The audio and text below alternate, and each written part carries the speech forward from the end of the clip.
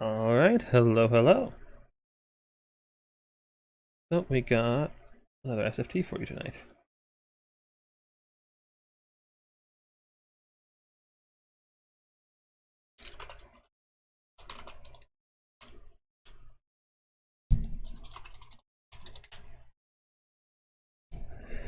So first off we got Gaz and the Diaper. Is that their actual name?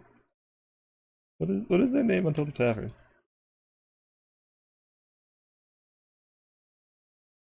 Okay, that's Charlie. Okay.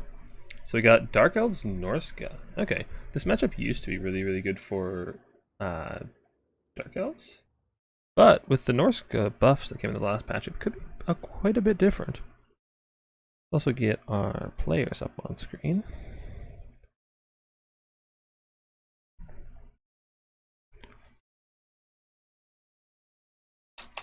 So on this side we have Gaz.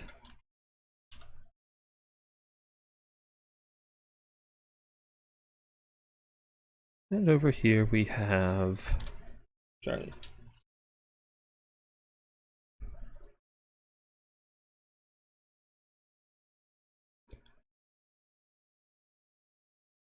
So if anybody's wondering, this is a best of one tourney all the way through.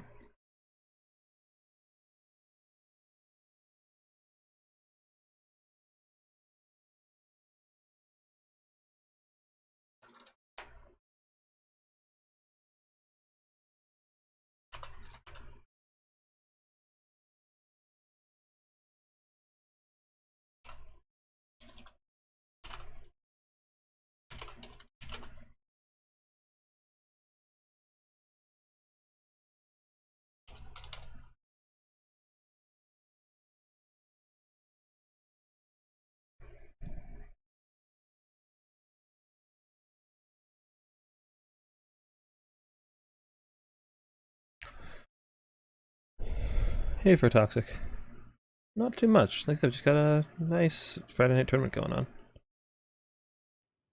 So yeah, best of one, single elimination. Hopefully a nice short tournament, just to, end off the week. Sitting here with my tea and ready for some Total War.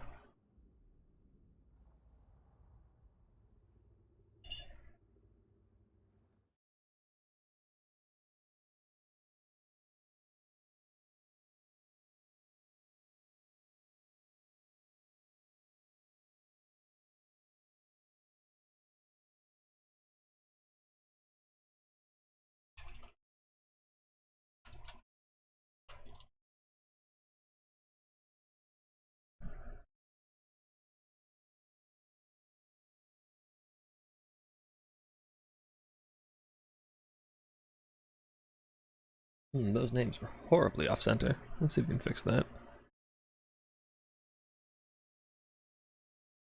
There we go, looks a little bit better. Hey, Drakens.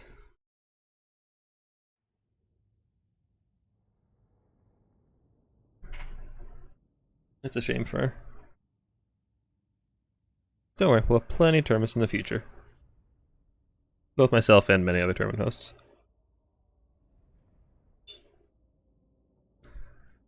I imagine you're probably not the only one who has plans on a Friday night. It takes quite a hefty nerd to be, sitting around playing video games on a Friday night.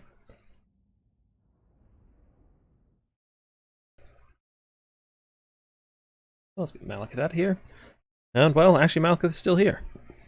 So we do have Malekith versus just a Norscan Warhound Lord. Okay. Scared of the snipe, which I can understand. So I feel like you do really well with just, like, Wolfric on a horse here.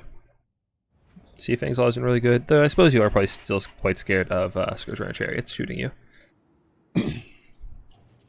So, for the Hordes of the Dark Elves, led by Gaz, we do have the Witch King himself, riding his dragon, Circle of Iron, Soul Stealer, Gaze of Malice, Stand Your Ground, and his breath attacks, as well as 1, 2, 3 Scourge Runner Chariots, and a healthy helping of infantry. For the Forces of Norska, we have a Dog Lord. That's probably just going to get desummoned to avoid getting Lord sniped. Pit of Shades, Fimir, really helpful for dealing with the armor of the Corsairs, both with the Pit of Shades and its own armor sundering. We got Icehorn Marauders, Marauder Champions. Beast of Tashnar, and a hefty helping of Skirmish Cav. Okay, Skirmish Cav versus Dark Elves is always a little bit questionable because obviously Scourge Runners just kind of dunk on them and don't take a lot of damage in return. So you gotta be really careful with your Skirmish Cav. Now these are the Throwing Axe ones, which if they connect, they'll do good damage against the Scourge Runners, but their projectiles are quite a bit slower, so they have a very hard time actually hitting the Scourge Runners. Or Malekith for that matter, which is another valid target for them. They'll do quite well against the Corsairs though, if they can get to those targets. Yep, there goes the Norscan Warhound, immediately desummoned. Looks like we got some heavy skirmishing going on here first of all, which I suspect will go heavily in the favor of the Dark Elves as Scourge Runners excel in this role. They're really, really good at punishing enemy skirmish cav. Is my game sound on? I can't hear anything.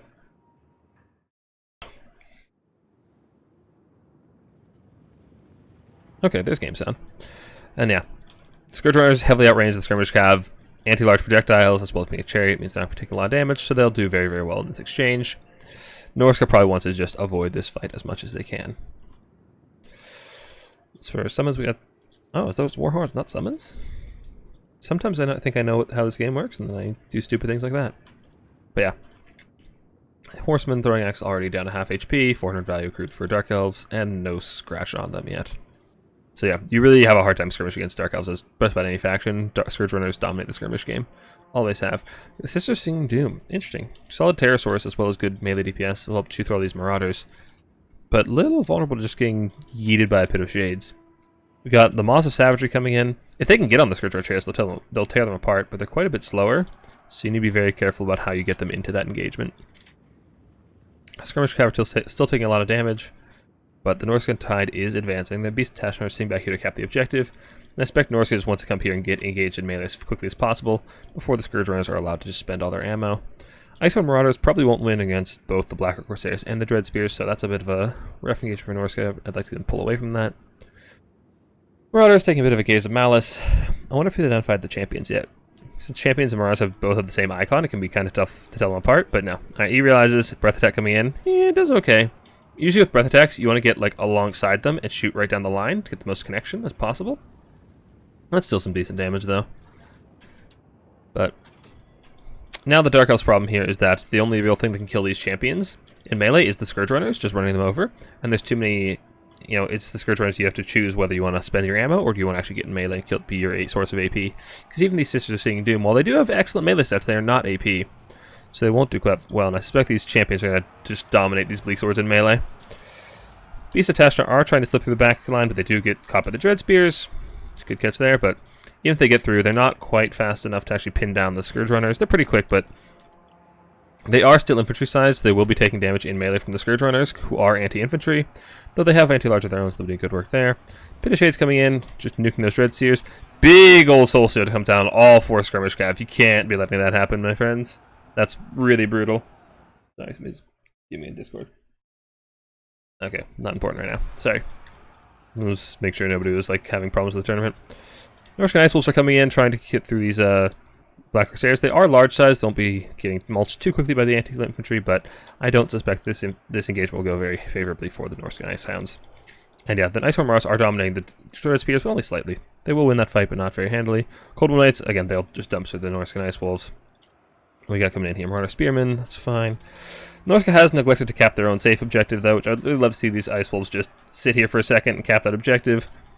But value trading seems going pretty heavily in the favor of the Dark Elves, which is kind of what I was expecting. Dark Elves are still holding objective number 1 for the moment. The Norsca should be able to take it here in just a second. Skirmish Cav are throwing into Malekith, getting some decent damage onto him, but Malekith is really good at shaking off damage with his Soul Sealer sealing him up. Scourge Runners are running out of ammo, which is going to be a big deal for Norsca. Being able to actually have their large units on the field without being punished will help them out greatly. Looks like Murderous Mastery, or Murderous Prowess, has popped, which is increasing the melee prowess of all the Dark Elf units pretty substantially. Even though, that's right, Harpies don't have it, but even things like the Corsairs are up to 45 melee attack, 25 charge rounds, still be absolutely mulching the Norscan infantry. So Norsca does look like they'll be taking this objective, but you really need to see them capture their own objective. Neglecting to reinforce their own objective is a pretty big misplay You'd really like to see that rectified. Scourge Runners have been desummoned, opting instead to just bring them back out later with more ammo rather than have a chariot linger on the field when you don't necessarily want one, which is understandable, though I worry that you're not going to have anything to kill these Martyr Champions off. Pit of Shades coming in on the Crows of Cain. That's interesting. It seems... Oh, there's a cross 1-8, but still doing a lot of damage to the Crows of Cain. It's actually a really money Pit of Shades. Yeah, it looks like the Dark Elf infantry has largely been beaten down, but Norska is just kind of sinking resources over here on the right side, which aren't really amounting to anything. They're just kind of going in and dying, which you'd rather see like a consolidated push to either this side or this side. Having a bit of split focus is usually not a great thing. You kind of want to focus your resources in one location to achieve faster results, rather than just kind of trickle in on both sides. Cold War Knights coming in, and Cold War Knights can be a real problem for Norska. They don't have a lot of AP anti-large outside of some missile units, so they really have time taking them down. Skinwolves are trying to chase down these Darkfire Repeaters, but the Hellebron are accepting it to peel for them. And this is looking pretty good for the Dark Elves. It looks like Norska's initial wave has just run out of steam. Their infantry are routing off. Malekith is surrounded by the Beast of Tashnar, who will do a good job munching on his booty. Because he's so large, a lot of them can get into melee and actually utilize that anti-large bonus. So like, look how many models are actually connecting him with melee. He's absolutely surrounded. They're just munching on him. This is one of the big upsides of dog-type units, is they can get all those models in surround because they're so small. And that said, Malekith should still win that fight, and they are tear-routing off. And now, I'd like to see Malekith come over here and actually snipe this from your Balefiend if he can. There's not a lot to protect it. Dark Elves have taken objective number 2, and they'll be bringing in some cap to take objective number 1. They'll be a pretty swift 3 cap. Norska is taking objective number 3, but Dark Elves don't need to take it. They can just sit over here, hold these 2 objectives, and be perfectly happy, as they do seem to have mobility dominance, at least for the moment. Pit of Shades coming in to try and catch the Cold One Knights, but it's a little bit optimistic. It'll do some damage, but that's a little optimistic as far as Pit of Shades go. I'd like to see Malekith come over here and try to assist in this snipe, but honestly the Cold One Knights will do just fine in this role. Got a lot more dogs coming in, more skirmish caps, a lot of mobility tools for Norska, not a lot of holding power. These, are these champions? Yeah, March Champions 3 opens. Dark Martyrs won't do a whole lot of damage to them. Like to see them turn around and charge. They do get the charge. They should still lose this engagement, but the charge will help them considerably. But now, Dark Elves are going to have a hard time holding this objective, as it is very, very far away from their own reinforcements, and their infantry has been destroyed. Late Summon Bolt Thrower, that's an interesting choice. I'm not really sure what its ideal target is here. They're not that effective against infantry. They're much better at shooting large targets, and there's just not a lot of things to protect it on the field at the moment, so that's a bit of an odd choice to me. Balefiend is getting very low. He's going pretty even with the Cold One Knights, but getting this Balefiend off the field would be huge for Dark Elves. Getting rid of those Pit of Shades means they can summon in more Corsairs and have them do a lot of good work. Malekith coming in, dropping a fat Soulstone on the far side objective, as well as dropping in Terror Routing, means that the Dark Elves will be able to hold this objective for a while longer. And that might be the last nail in the coffin for Norska. This is looking very Dark Elf favored. They're up in value. They are 3 capping. And Norska is in pretty dire straits. So that said, there's not a lot of infantry on the field for the Dark Elves. Not a lot of things on the field for them in general. They don't have anything holding 2, so Norska can just waltz on and take it. They have a single spear holding objective number 1. So while Norska is pretty heavily down in value, Dark Elves have not gone without taking losses themselves. They're pretty light on units at the moment. So if Norska can really muster some good mobility tools and actually get good engagements with them, you can definitely scrap back and take these objectives fairly easily. There's just not a lot defending them.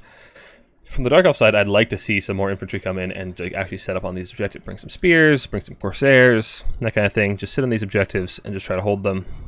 Maybe even resummon your Scourge Runners to pressure out these calves, since your opponent seems so fond of resummoning all these skirmish calves, which isn't necessarily a bad idea. So, I'd like to see Norska try to come down here and take objective 3 rather than objective 1, as all that's down here is a single Corsair, and your skirmish cav are much more effective against them, rather than these silver shielded Hellebronai or the Corsair handbows that will shoot back and do considerable damage to you. And it looks like that is what Norska's opting to do. So yeah, just come down here, bully out this one single Corsair, force Dark Elves to allocate resources over here to defend the point, or to come and take the objective deep in your own territory, force them into a rough situation. That would be a very, very solid play, and that looks what Norska is intending to do. Marauders coming in, perfect. Like I said, skirmish cav can take the... Oh! Charlie concede. Norska concedes, so I guess that will be game going to Norska. Or, sorry, going to Dark Elves. Still a bit of an early concession. I think Norska still has play there, but it was definitely pretty Dark Elf favored. And yeah, Malekith just doing the work of Cain. Actually, not even that much value. He didn't even have that much chance to do anything. Scourge Runners, being the menace that they are, just dominating the enemy skirmish cav. And yeah, bringing Skirmish Cav into Dark Elves is typically a mistake because of Scourge Runners. They just dominate them so hard. And these guys were summoned twice and still didn't even pay for themselves, which, yeah, that's the problem with bringing Skirmish Cav into Norska. These double giants. Okay, interesting. Alright, so that's our first game for the night. That'll be going to Gaz. And let's see if we got another lobby up we can hop into. Nope. Nice. Alright, what are you guys up to in chat? But hop on ladder all the good players in the tourney. Nice. Get some easy wins while you can. Warhound is Norska General. Yeah, it looks like he was just scared of a Lord Snipe, which, I mean, if you're scared of Lord Snipe, that's the way to go, but I don't think you are in that matchup. I think what's his name? Wolfric or Throg can stand up to Malekith reasonably well. Hey, Silent Cry. You look forward to your cheeks up tomorrow in the newbie tournament? How's my bit, David? Pretty good so far. Gotten some videos recorded, hung out with the clan a bit, and now I'm settling down with a nice cup of tea, ready for the tournament. Let's see. Is this lobby? Let me put up the blocker before I join in case they've got builds.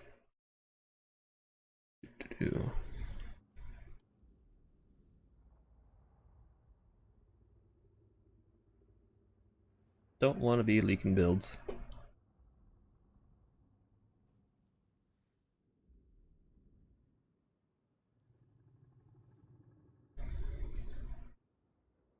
Okay, well now we're just on loading screen. That's odd.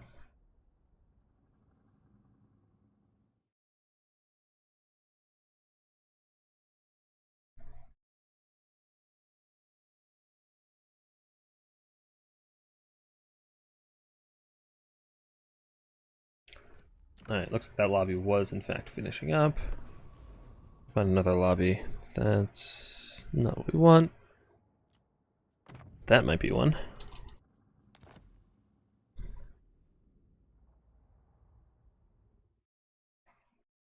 We got Bob the Builder versus Nobu. Is this a game that's already finished?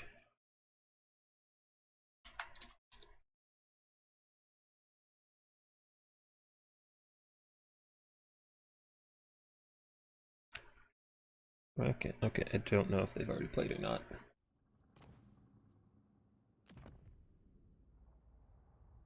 Let me just message one of them and ask.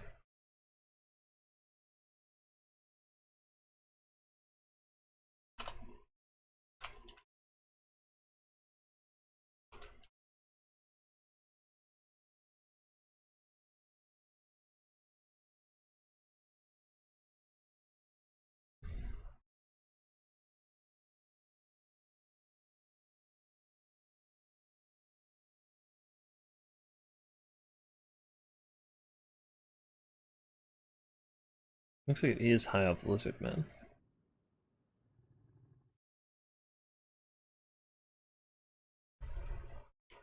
I'm waiting confirmation that I haven't actually played yet.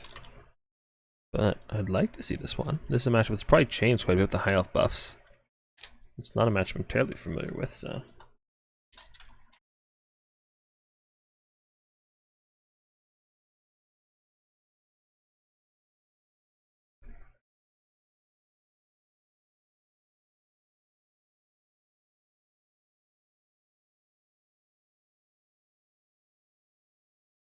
Oh, never mind, they already played. On to the lobby search. Alright.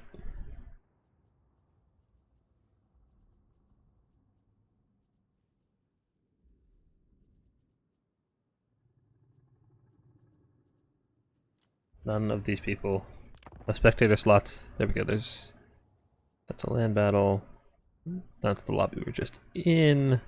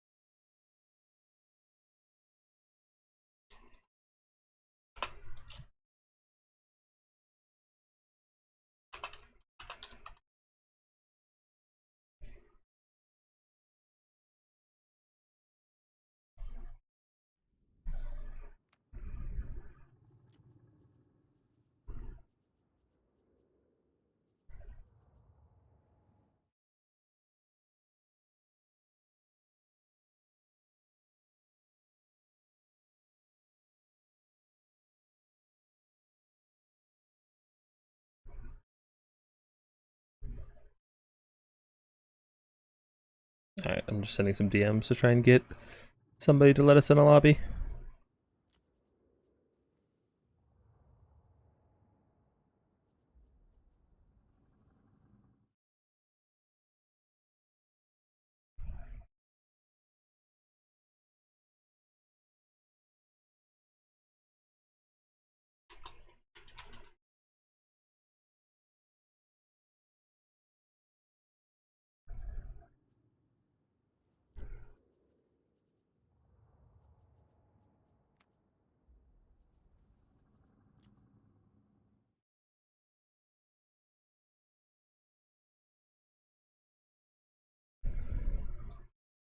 This is the struggle of casting. Is that all the games being played simultaneously, and if the one you're casting finishes early, there's not another one to go to immediately?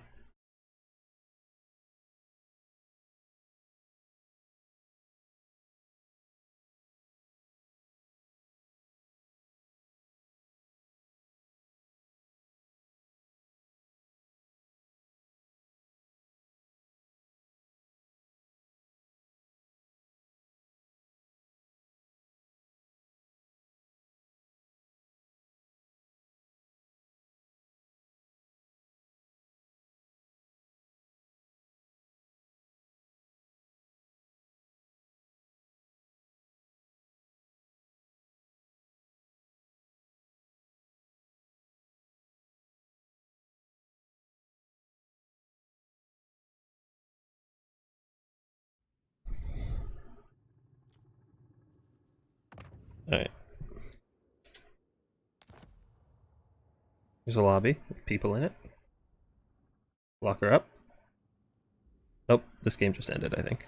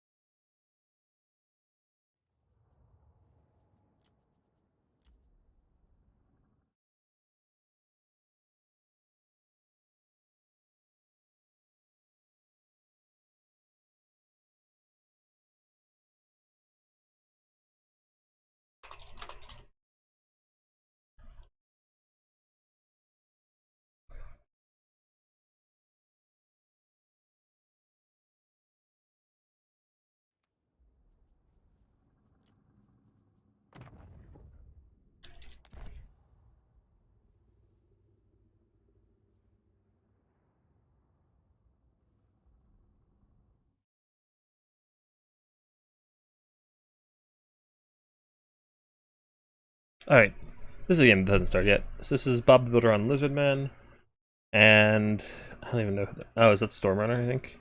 On Dark Elves? Yeah, that's Stormrunner. Alright, here we go. Finally got a lobby.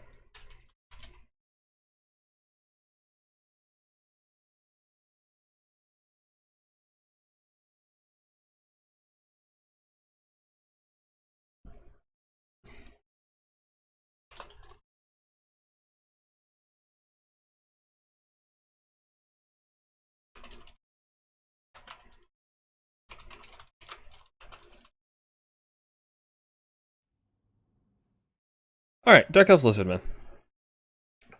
In my experience, this match was pretty hard for Lizardmen.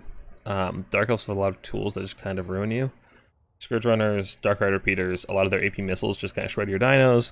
Corsairs tend to trade up into your infantry, and then having, either armored Corsairs or bleak swords with silver shields to shoot into means a lot of your skirmishing elements are heavily mitigated. So this could be a really rough matchup for the Lizardmen. So curious to see what Bob the Builder goes for here.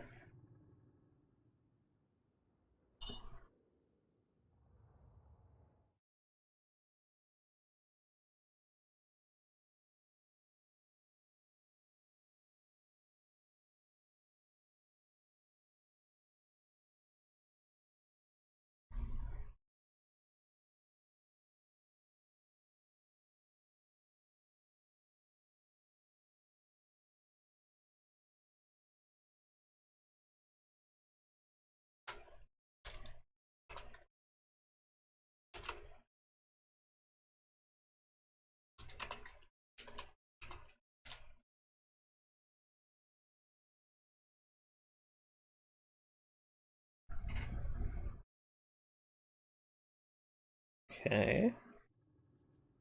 I like the builds so far.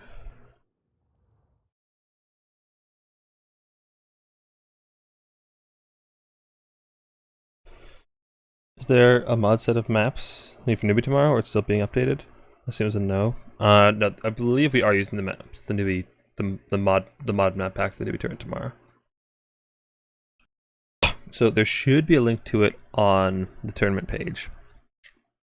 Yeah, right at the top in bold. This tournament is using map pack, and there's a link to the map pack that you can go and download. So we are using the mods for tomorrow. Valk gonna shut you down big time for K1 lol. Skaven versus W is really rough. And Valk is a strong player too. He's been playing for a very long time.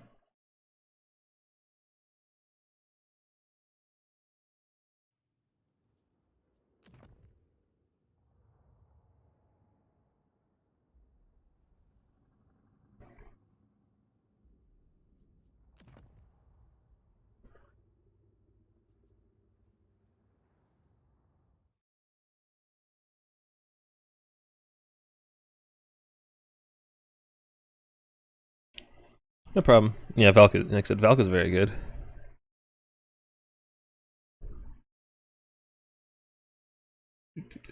Oh, that's interesting.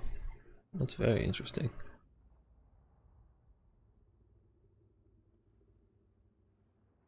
Interesting. These are creative builds.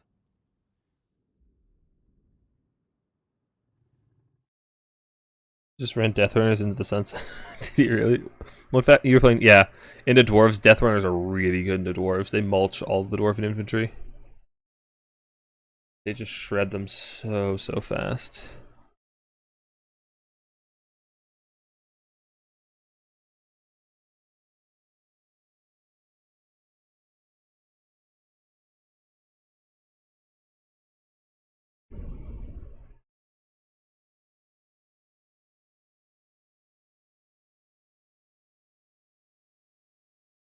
Ogres got shut down with the power of Wa. The mom will never forgive you.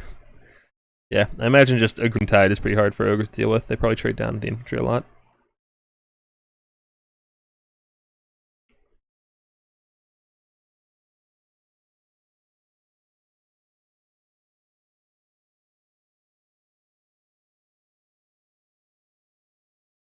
Hey, and the game is getting started.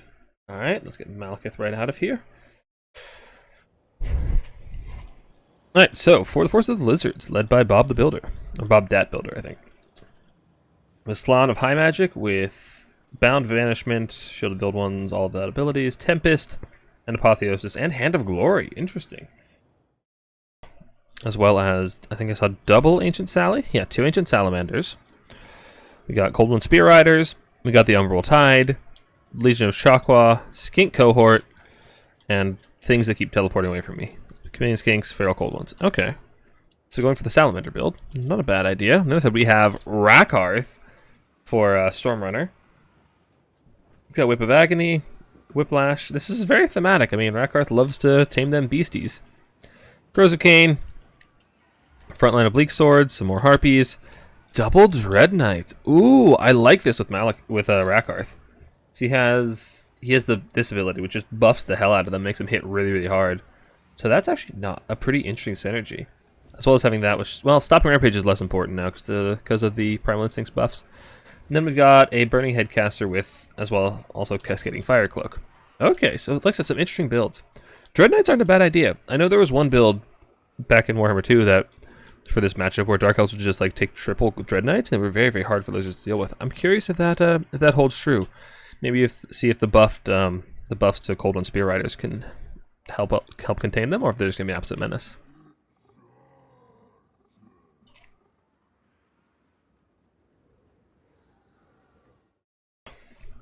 Harpies seem like a bit of an odd choice. Crows of Cain are fine, they'll run on skirmishers and stuff, but Harpies don't have the stats to actually kill off things like Chameleon Skinks very effectively. So I'm kind of curious what their target is. Rakarth needs to be a little careful. He doesn't know the Umbral Tide are here, and they can do tons of damage to him very quickly if he's not careful. And he, unlike Malekith, doesn't have Soul Steel to heal him up, so there's no way to heal him up after he takes damage, because I don't think he has any regeneration. No. I don't think he has any means of healing. So so he needs to be very careful. The Umbral Tide are spotted, so he realizes that, and he's going to be backing the heck up, trying to stay safe and let the Lizard Mandaka commence. That's some good damage. That's some good damage. What is that ability I'm hearing going down? Is that Hand of Glory on the Salamander? Okay, that's cheeky. He'll shred some infantry. You probably want to alternate targets, though, because now that the formation is disrupted, it's going to be a lot harder to get money shots. Like, yeah, it hit a couple of models, but if you were shooting the more tightly compact units over here, it would do a lot more damage. You probably wouldn't be alternating targets, although those Dark Shards are not long for this world. Crows of Cain are coming in, but the Colossal Hunters have something to say about that, and these guys are an absolute powerhouse in the air. Excellent melee stats, huge weapon strength, bonus versus large, and Toad Rage to make that weapon strength even higher. Do very, very well in the air, and there's not a lot of things that can contest them. Dread Knights are sneaking around the side. Colossal Hunters are trying to rout off these Bleak Swords, but I'm really curious what's going to be able to shut down these Dread Knights. The Colossal Hunters are definitely a step in the right direction, though. They can do good work against them. Some Dark Riders and some Dark Rider Peters coming in, but Lizards so far have taken a very early lead. They've got a lot of poke damage in, so if they can actually capitalize that and turn it into objective control soon, though. Salamanders are trying to shoot into the Dread Knights, but the Ancient Salamanders are much better suited to shooting infantry with their explosive damage, being most of their damage output, so they won't be very fast killing the Dread Knights. Dread Knights are going to try and get these Cold One Spear Riders, and this is a bit of a lapse in micro from Bob. If he doesn't get the charge here, that's going to really be rough. Yeah, those Dread Knights will tear them apart if they can't get the charge. Excuse me, and yeah, those Cold One Spear Riders are not long for this world. Whip of Agony to lower their melee defense, as well as, I don't know, just that. More Feral Cold Ones coming in the back, but they won't do near as much damage. More Rippers, but the basic Rippers are anti-infantry, so they'll struggle against the Dread Knights. That said, Lizards do control the center and the high ground here. Control center field as well as the high ground, so they should be able to take those two objectives pretty handily, while Dark Elves are able to take over objective number 3. And, jeez, those Spear Riders are gone. Dread Knights are taking a healthy amount of damage, and as I mentioned before, there's no healing available for them whatsoever, so it'll be quite difficult for them. Markarth trying to get the Ancient Salamander. He's getting hit with a Tempest and getting gooned out by both the Colossal Hunters and the Aura Rippers. I'd love to see Toad Rage pop to take the Rippers to the next level as far as killing power, and just have them stick onto Markarth and do a ton of damage. Beast Lord's Gauge is actually active on Markarth, giving 10% ward save, but that's not going to be a lot in the face of all of these buffed out Rippers. Yeah, 201 weapon strength, 50 bonus was large. They're doing a ton of damage to him. He has to flee, and like I said, there's no healing for him, so that damage is permanent. He's absolutely stuck with that. And these Dread Knights are actually taking quite a bit of damage from just the Feral Cold Ones. And these Cold One Spears have hung in there at low health for a long time. These buffs, Pyromantic buffs, really helping them out. Helping them do a ton of damage to return those Dread Knights. The value is pretty heavily in the favor of Bob Dat Builder. He's holding 2 objectives, and he does seem to be able to secure his backfield pretty well. And these Rippers are doing a ton of work against Wrathkarth, though they're in a pretty rough spot now. If these Dread Knights can surround them, they're not going to be long for this world, because while they do have impressive damage output, they are very squishy. So yeah, he's been taking a ton of damage already between Wrathkarth and the Dread Knights, but more Feral Cold Ones coming in, piling into the back. They're not the highest stats, but they do have AP, and they will tear apart these Dread Knights if they can get in the rear. And these Dread Knights are having a rough go of it. So the Colossal Hunters are gone, and that'll help the Dark Elves even out the value lead somewhat. The other Ripper is just kind of chasing the Dark Elf Caster. Dark Caster is mounted, so the bonus infantry isn't coming to effect here, but Blackguard of Nagaron summoned. Okay, they'll tear apart these Colossal Hunters, or the Ripperdactyls, but probably not before this Caster dies. That Caster's in a lot of trouble. She needs to flee through these Blackguard. Can these Blackguard actually save her in time? She's taking a ton of damage. That might be the Caster gone for the forces of the Dark Elves. That's a huge loss. And back at the main field, we have the Salamanders are still going strong, just chewing through all this Dark Elf infantry. Those Blackguard need to be very, very careful. They're going to be the ideal target for these Salamanders. Caster does red off, but with that HP, she should be back before long. On the other side, the Dread Knights are taking quite a pounding, but they're still fighting, as is Wrathkarth. Feral Cold Ones are all routing off, but these Dread Knights are in tatters. Only 17 models there, 24 there. They can still do some good damage, and now there's nothing to protect these Ancient Salamanders. There's not a lot here. There's a couple of spears, but the Dread Knights, if they split up and go for each Salamander, the spear can only protect one, and that'll be a Salamander for dinner for those Dread Knights. As well as Wrathkarth is back on the prowl. Harpies coming in to try and fight Ripperdactyls. Harpies are probably going to get shredded. That's like a really, really good fight for Ripperdactyls. They're anti-infantry, so they will shred through these Harpies very, very quickly without taking a whole lot of damage in return, I would suspect. This has been doing a pretty comfortable 2-cap for the moment, but with these black are coming in, these Salamanders need to be allowed to shoot. They need to split up. No! You can't have both Salamanders fighting Wrathkarth. One of them needs to be shooting. Come on, split them up. Take them in opposite directions so your opponent has to split up. But there's, like I said, without those Spear Riders on the field, there's nothing to protect these guys from these Dread Knights, and that could be, that could spell doom for these Lizards. You're really banking on these salamanders to kill your opponent's infantry. Without them, you're in a lot of trouble. What ability do we have coming down? Is that a Tempest? That is Tempest coming in, trying to do some damage to Rakarth, but there's a lot of Lizardman single entities here, and none of them are really designed for melee, so they're going to be taking a lot of damage really, really quickly. There is Apotheosis on the field to heal them up, but okay, one of them gets away. Aura of Pretzel is popped, giving them 24 extra melee defense, but this Slann is in a lot of trouble. Ripper's coming in. They're not the Colossus Hunters, so they're not anything large. They are still AP, they do still hit very hard. Maybe they can save the lizards from these Dread Knights, but this is looking really sketchy. You really can't afford to lose these Salamanders and your Slann at the same time. RPs are coming in to kill the Salamander.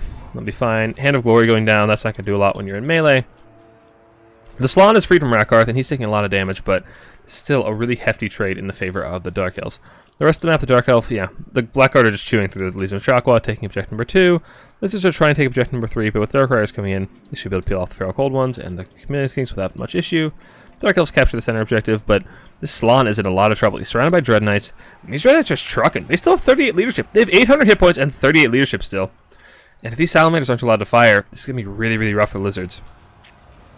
But they're coming in, almost does more damage to your Dread Knights. Kinda, you're going to be wanting that one back. Okay, the Slann does rout. The Tempest does come down, though, so Rakarth can't chase him off. And, the Cold One Knights don't, or the Dread Knights don't quite rout, so they're able to chase off that Slann. It's a massive blow to the Lizards, unfortunately, but Rakarth is still really low. If these Rippers could finish him off, that could still keep the Lizards in this game. But without these Salamanders, you have no way to kill those Blackguard and all this infantry from the Dark Elves. Their infantry tends to heavily outtrade you, so you'll be in a lot of trouble. Ancient Salamander's taking a ton of damage. What are the Dread Knights value at? Jeez, 1,600 already.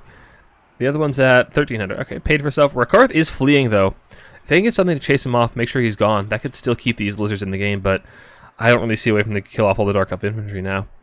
Like I said, if they just start spamming out Silver Shielded Bleak Swords, there's nothing really to stop them. Salamander shot comes in, hits Rakarth, but he's still alive with 250 HP. He does rout again, but he's routing. Okay, he's routing off the map. It's good. Slann does die to the Dread Knights. Rakarth is gone as well, so no Lords on the battlefield for either side, but we just look at the state of the map. There's just very, very few Lizards left on the field. There's a lot of money tied up in these single entities that did get compromised by the Dread Knights. There's some Sora Spears coming on the field, but they're not going to do... They'll do alright in the Bleak Swords. It's probably a cost-effective trade for the Bleak Swords, as they are better against infantry. But this is looking pretty rough for the Lizards. Dark Elves have overtaken them in value by about 800, and they control the map at the moment. They've got the 2 cap. They've got the value lead. They've just got more units on the field. Well, actually, not really. There's technically more Lizard units, but most of them are routing or in tatters, so... And it's still quite close. There's a lot of heavy trading. There's not a lot of armies left on the field in general. Which, I wonder who that favors. I feel like it probably favors Dark Elves, as they have just better cost-effective mobility tools, but Feral Cold Ones could actually be a real terror in this kind of late-game scenario. And the Salamander rallies, that's huge! If the Lizardman can keep this Ancient Salamander alive, it can kill off the Blackguard, it can kill off the infantry, and it can keep just continuing its reign of terror. It's already gotten 600 value, and if the infantry come in, it can just tear them apart so much faster than anything else that the Lizardmen really have at the moment. So I'd really love to see this guy, shoot these Corsairs, and then come here and kill the Blackguard. They're the only tool you have to kill the Blackguard with your Slann gone. Well, the Slann didn't even have spells to kill them, but Dark Riders, Ring Knight, Chameleons, and yeah, you have nothing really to stop them at this moment, which is really unfortunate for this Lizardman. You can't really afford to protect your skirmishers at the moment, so they'll get rode down by Dark Riders, and they won't be lasting very long. Salamander is chunking with the Black Corsair Handbows. The Feral Cold Ones can also come in and clean these guys up pretty effectively as well. And like I said, I'd really love to see this guy come down and kill those Blackguard. More Dark Riders coming in. Murderous Mastery is popped on them, which, if you're not aware, once Murderous Mastery is popped for the Dark Elves, any unit they summon will get the effects of it for the first 90 seconds on the field. Lizardmen are retaking objective number 1.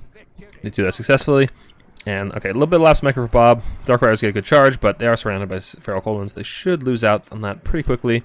Blackguard are holding the center just fine, and Lizardmen are holding objective number 3.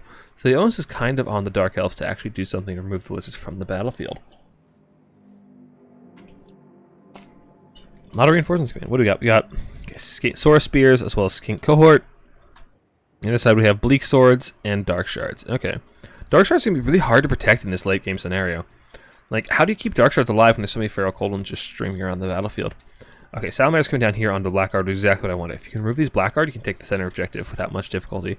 There's not a lot else holding the position, and the Salamander can kill them off quite quickly. Well, okay, I say quickly and then he does very, very little damage, but you know, it's the theory's there. Dark Elf Caster is still in the field. Looks like the Feral Cold Ones are going to come over and try to change that problem. Because a Burning Head could clear out all these Saurus they're trying to contest and be a real, real problem.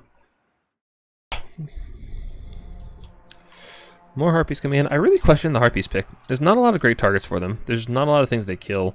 Their stats are really underwhelming, so they don't perform that well in melee. So I really, really question the Harpies picks. And there's that Burning Head I was worried about. Does a number on those Saurus Spears. And, well, it might... I don't know. They might still win against those two Bleak Swords. Feral Cold Ones are running away from the Harpies, which I guess was the... You know, I guess that's the goal of them. Keep the caster alive. Now, the Dark Elf push is coming in heavily towards the high ground, trying to reinforce the middle as well. Trying to play for these 2 points, which I think is a good idea.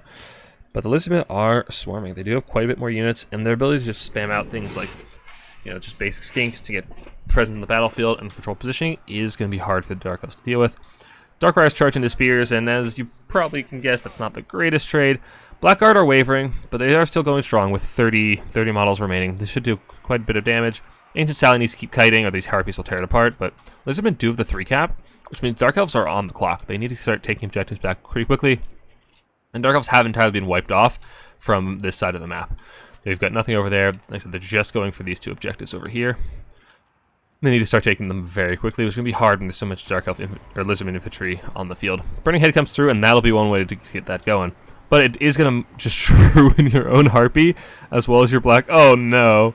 Oh, no. Okay, it wasn't that bad, but still. Blackguard takes some damage. Harpies rout off. The Saurus Spears are still trucking. Not Colossus. More Rippers. Okay, Bob really likes his Rippers, and honestly, I don't hate them either. There's only a few Blackguard left, so you should be able to take them out pretty quickly and then just chew up the rest of these guys.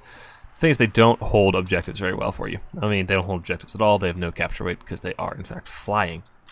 I think if you're Lizards, you probably just say, okay, Dark Elves, you can have that objective.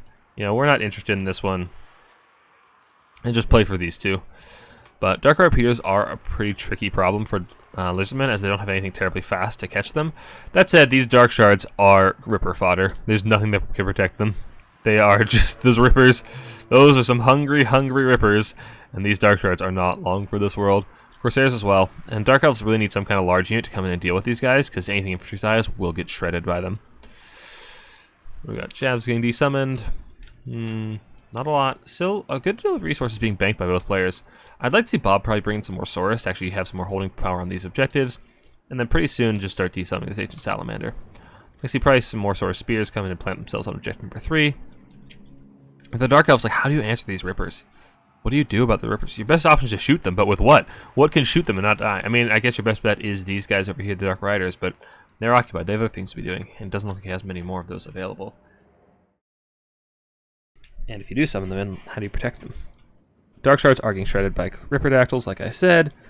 And this is looking pretty good for the Lizards. You know, despite that big loss with the Dread Knights up here, like the Dread Knight engagement up here on all your singularities, Lizards are scrapping back, and these Rippers are doing quite a bit of work for Bob, man. Sorry. There's so many people in this community named Bob. It's confusing. Colossus Hunter is back on the field, too. There are so many Rippers, and I love it. Rippers have gotten, like, going from medium to huge, or from large to ultra unit size, from Warhammer 2 to 3, was a really big buff for these guys. That means they got more models, so they got a lot more damage output and more HP, which makes them a real menace on the battlefield. Some are coming in to just try and tear out these Blackguard, who are not, in fact, ITP.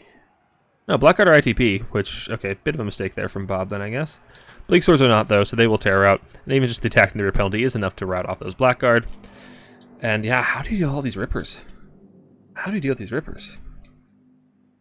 Okay, Dark Elves do have to 3 cap, so with Lizards, I'd love to see just, you know, whatever infantry you have, just bring out in the middle. You know, Saurus, Skinks, whatever you got. You don't need to worry about these Dark Riders, although you could send some Rippers to deal with them if you felt like it, but honestly, just send things to the middle. Fight around your Pterosaurus in the Sally. Let your Rippers take care of everything else. Just get some infantry on to hold the objectives. And look at the Ripper damage. Like, geez, look at them tear apart these Bleak Swords. Look at that. Bleak Swords are already routing. These guys are 60, 70 kills. Okay, they've only got 500 value so far, but still. Colossus Hunters, what value are you? You're okay. You know, they're doing fine. They're doing well. Feral Cold Ones fighting Darkwind Riders. With the support of the Javs, they should win that one.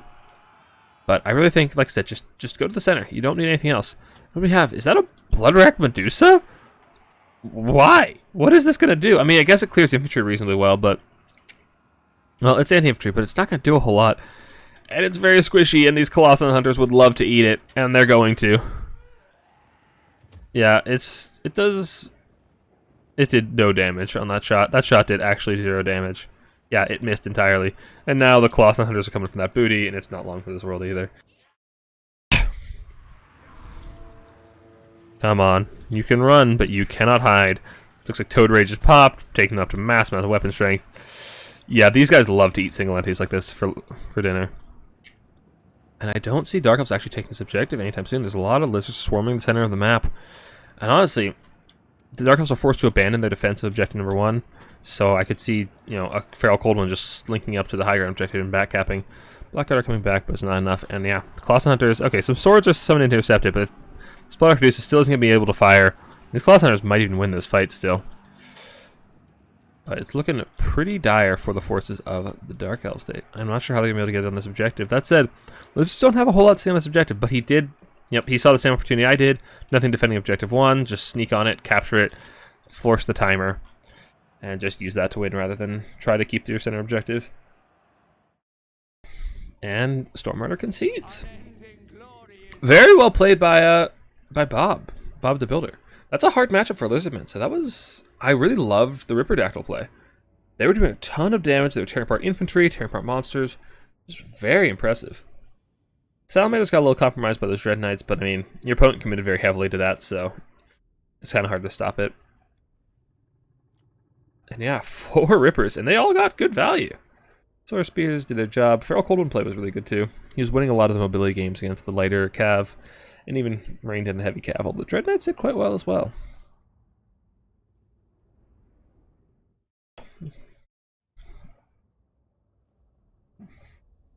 Corsair Anbos did a lot of work, jeez. And Dark Shards seem out of place in this build. Like, you don't have an infantry line to really defend them, so I don't know how you expect to keep them alive, quite frankly. So we'll leave the game going to Bob that Builder. And that will be us back on the search for another lobby.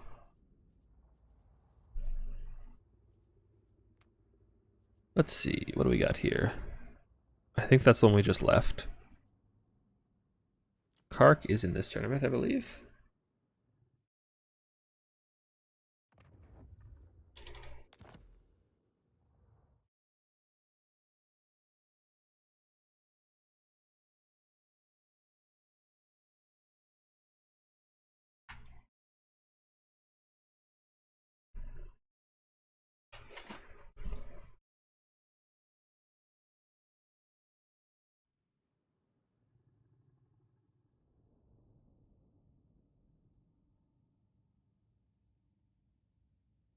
Alright, looks like we got some Norska Corn action. I feel like whoever wins here, the Blood God, will be very pleased. So, I think Kark was Corn?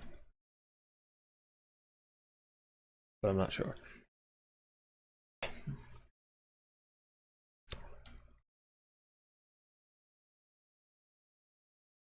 Looks like we had Manch.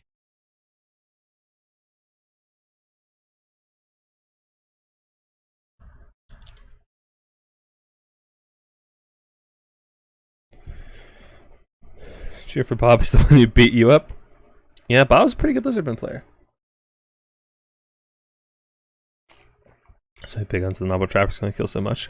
3 Rippers? No, my friend. 4 Rippers. Oh, I had it backwards. Let's fix this real quick.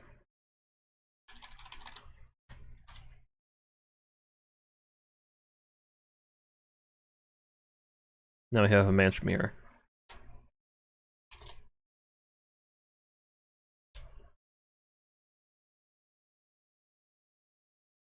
One second, getting DM'd.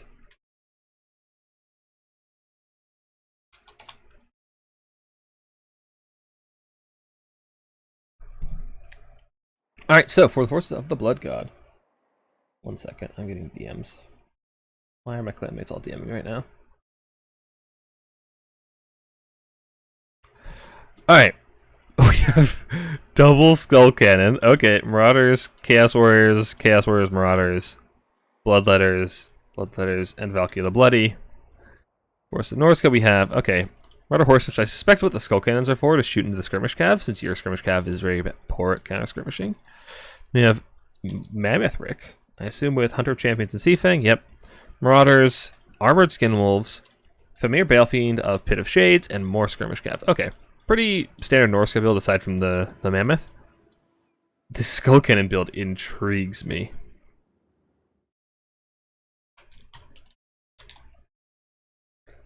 Okay, like I said, I suspect the plan is to shoot into Skirmish Cav, try and counter-skirmish. As they are single entity and won't take a ton of shots from these guys, as well as they can heal in melee, so. See how that does. Okay, that's not bad when they hit. They're not terribly accurate, but that's not bad anti-skirmish damage. That said, can you deal with 6 of them?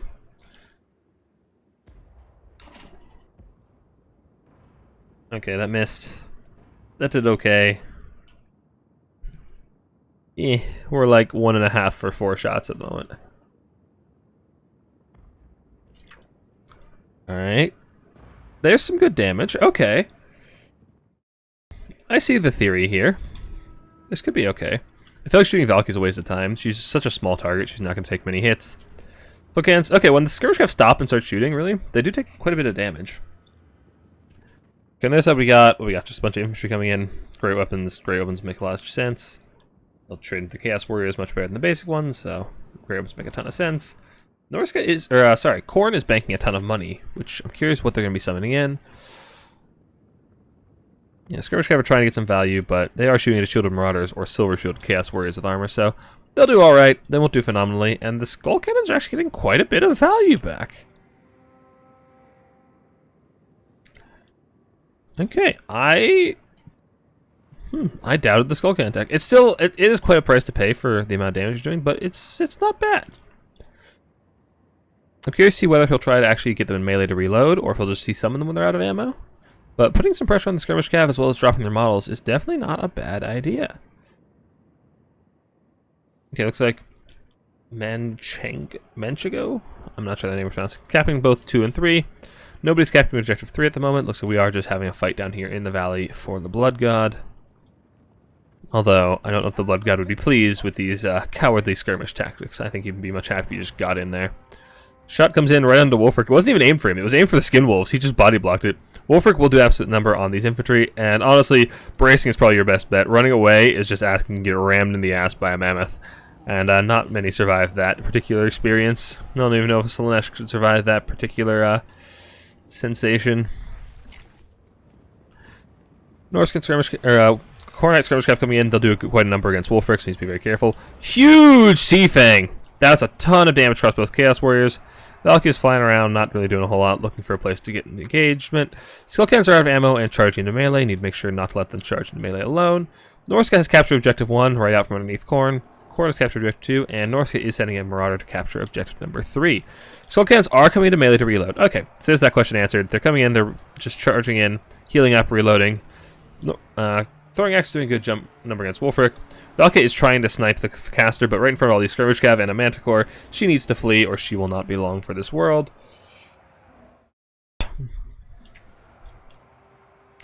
So, Skirmish Cav are doing quite a number. That's a huge Pit of Shades if Khorne doesn't dodge. Okay, nope, Khorne mostly dodged it. Most of the Bloodletters got out. Fleshhounds won't take a ton of damage from it. But Fleshhounds will do a good number on Wolfric. Manticore is chasing out Valkyrie. I feel like if she turns and fight this Manticore, she'll do quite well. Value trading is pretty even. Skirmish Cav are coming in to try and charge Khorne Skirmish Cav, but they are intercepted by Marauders, who will be taking quite a bit of a pounding, as Norscan and Skirmish Cav are no joke in melee. Fleshhounds are trying to take the top objective, contested against the Norscan Marauders, which will result in nothing happening for quite a while, though the force of Norscan will cap that eventually. Skin Wolves are fighting into Bloodletters, which is, I feel like it's a bad fight for both sides. I think I'd have these Skin Wolves come over here and helping bail out Wolfric, who is taking a ton of damage from the Skin Wolves and the Skirmish Cav. Skull Cannon's still pounding it against these Skirmish Cav. They're actually doing quite a bit of work. What's their value up to? I'm curious. Okay, 650. I don't know where the other one went. Oh, there it is. And, 800. Okay, they're doing some good work. All right, I'm impressed, I'll admit. Ice Hounds coming in, Berserkers coming in, as well as Furies and more Fleshhounds. Wolfrick's in a bit of trouble. He's got Scroll of Shielding on, so from your Balefin, which is good, keep him alive. Seafang comes in, doesn't do a whole lot. Just trying to bail him out. But yeah, I'd really love to see wherever those skin wolves went. Try to help him, get him over here and help bail out Wolfrick. Although, sacrificing a Manticore and your Balefin for saving Wolfrick might honestly be more than you're willing to pay. Pit of Shade's coming in to try and bail out all the single entities. It'll do okay against Fleshhounds. Fleshhounds aren't very high models, so they don't take a ton of damage. Skullcannon went a little deep. Looks like I got a range attack order on these guys and then just end up chasing. And it should be killed off by these skin wolves pretty quickly, though it is rather tanky with its self-healing. Bloodletters are also overextended, will get picked apart by Skirmish Cav as they are very, very lightly armored. But Wolfrick is in for a rough time. He's getting pounded by several Khorne single entities between the Valkia, the Skullcannon, as well as Bloodletters. That said, he can probably still kill Valkia if she's not careful. He has Hunter of Champions, so and it's on her at the moment, so she's down to 15 melee defense. And Wolfrick's doing quite a number on her, and he is anti-infantry, which she is considered infantry size, but Wolfrick is wavering. He should be routing pretty soon. Yeah, and the Skirmish Cav just doing such a number on him. They've been allowed to just sit and shoot at Wolfrick and just pound in with their anti-armor missile attack. It's doing quite good work. Yeah, Wolfrick is down to less than 1,000 HP. There's no healing available on the Norscan roster for him, so he will not be long for this world. That said, there are 2 Manticores chasing down Valkia, and Valkia may not live very long either. I don't believe she has the Demon Shield. Oh no, she does, but she hasn't elected to pop it. Maybe it's on cooldown. But it's looking fairly good for... I don't know. I feel like it looks good for Norscan, but the value is definitely very heavily in the favor of Khorne. I love that value is on Wolfrick, so if Wolfrick can pull back and just be desummoned, avoid the Lord Loss penalty, it'd be a very good spot for them to be in. Khorne has captured Objective 3. Looks like the Fleshhounds just shredded those Marauders and took, like, no damage. Oh, Fleshhounds are so balanced. They always have been. But Khorne is going to be getting the 3-cap here very, very soon, along with the value lead. And Norscan's got a lot of money tied to these Skirmish Cav that still have quite a bit of ammo left to spend, and not a lot of great targets. They'll do well against the Bloodletters, but the Fleshhounds have quite a bit of armor as well as being... I don't know. Fleshhounds only have 30 armor? I thought they had, like, 60 or 70. So they can do good number against the Fleshhounds then, but... The Khorne infantry are fairly resilient with their armor and their shields, so this Norscan Skirmish Cav really needs to translate into some kind of presence on the field and not just shoot in the back of your own berserkers. I wouldn't mind seeing the Skirmish Cav come over here and just try a back cap. You know, kill this Marauder with your shoot or the warrior with shooting, and just flood the point with your Cav to try and cap and try to have a stay of execution regarding the timer. We do have some Minotaurs coming in. Minotaurs got buffed recently, so they're actually quite a terror. Like, they'll do a good job against skin wolves, they'll do good well against infantry, they do really, really well against most things Norscan can bring. Do be a little bit careful against all the Skirmish Cav, though, as they are fairly lightly armored, only 70 armor. They'll take damage quite quickly, so they'd be a bit careful, but it's looking pretty good for the Blood God. Skullcannons have done quite a number on the Skirmish Cav. The Skirmish Cav is low health, routing, almost out of ammo. There's just not a lot left on the battlefield for Norsca. Their infantry is in tatters, and the Bloodletters are reaping their weight of skulls. Valkia has managed to find that Famir Balefin and rout him off, though he should be able to rally if he can get to the safety of his allies. Okay, Norsca's got a big push coming in towards the high ground. You got Skin Wolves, but these Minotaurs will take them all to Pound Town. Like I said, these guys got buffed, they're a lot cheaper. They've got impressive weapon strength and melee stats, as well as a hefty bonus versus large. And look at that. Just tearing into those Skin Wolves very, very heavily. Like I said, these guys are absolute beasts. If you haven't been trying these guys, you probably should. They got hefty buffs both for Khorne and for Beastmen. And they routed those guys in seconds. It was a nearly full health unit of Norscan Ice Wolves routed in seconds. Yeah. These guys are pretty darn good, and they'll probably kill those Marauders too. Back on the rest of the map, Khorne's forces are starting to dwindle, but so are Norsca's. Norsca's forces are still in tatters, haven't really had a chance to regroup. Valkia is a little caught up though, but nothing here should be a huge threat to her. She is trying to chase off the Balefin, but if some of these Skirmish Cav or maybe the Norscan Ice Wolves get in here, she's very low health and could be killed off reasonably easily. So she needs to be a little careful. Skull the Mass is coming to try and pin her in. She's not going to be taking off anytime soon. Will she die off? Does she have the Demon Shield to keep her safe? Doesn't look like it. So she's not going to be long for this world either. She's at 1 leadership. Okay, there's the Demon Shield popped, but her leadership is still at 1. Okay, she's routing. But if she can get into the air, she should be able to survive and get away. But looks like these doggos aren't going to let that happen. Just, running into her, making sure she can't leave the ground. Demon Shield is gone, and she is at still 1 leadership, but also routing. I'm not sure. Okay, she is broken. Skin Wolf's coming to try and finish her off, but I don't know that that will be enough. The Minotaurs have tied down the high ground very well, and Norska is at such a massive points deficit because they went for this big skirmishing opening, which, you know, it's not uncommon for Norska to go for these skirmishing openings, but you give up so much space, you really need to make sure you're taking, you know, at least one of these side objectives while you're skirmishing with the enemy's major force, which can be kind of hard to do on Arnheim. So perhaps on Arnheim you go for a more meaty approach, but this isn't over yet. Like I said, the Khorne forces have dwindled quite substantially, and looks like Norska does have a bit of a counter push. You got some more infantry coming in, some skirm cav, and Khorne doesn't look like it has the reinforcements in the tank. We've got some Khorne warriors coming in, but they'll be on the march for a long time. But Norska needs to be very careful not to wander off of this objective. Stay on the objective, please. You gotta capture it before those Khorne warriors get there. But even so, I do believe they have to 3-cap at this point. So, if Khorne can just turtle on that objective, they will be in a very good spot. Yeah, they have to 3-cap. Norska has to 3-cap, so Khorne can just tank on one objective. Just, you know, summon in whatever you can up here. Just bring it up here, park it on the lines. Some Minotaurs to back it up, and it'll be very, very hard to remove. And I'm getting spammed with DMs by clanmates that aren't relevant to this tournament right now.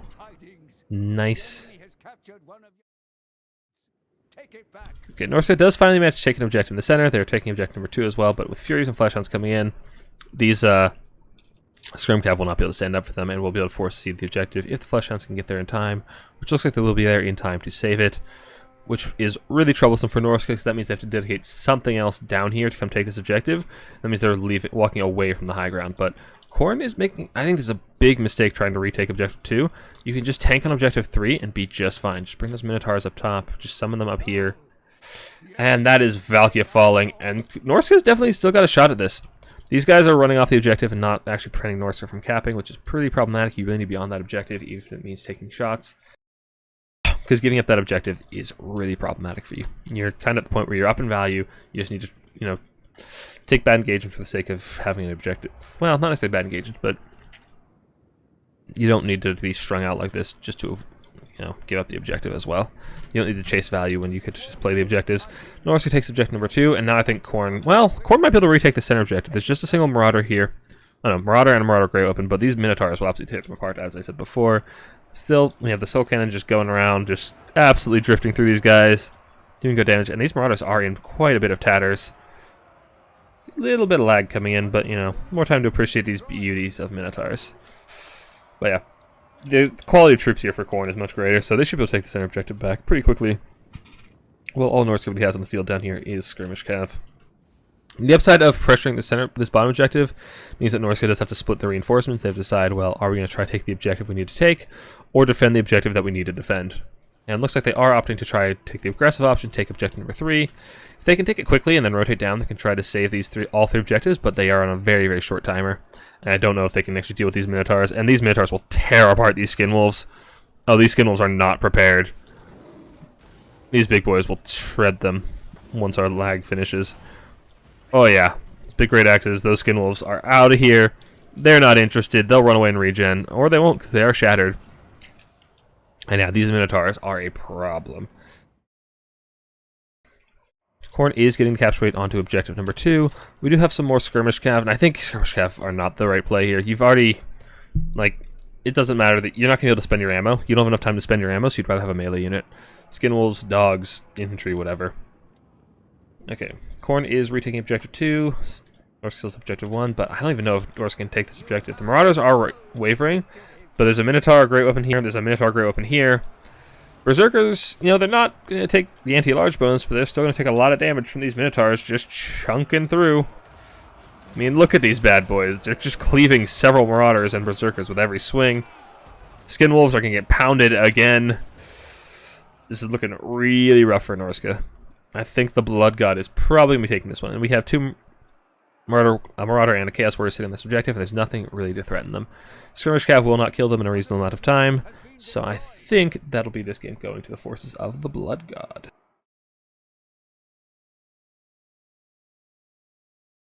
Yeah, I know. Yeah, Skull Cannons regen ammo melee. I know, that's why I was wondering initially if they would go into melee to get it.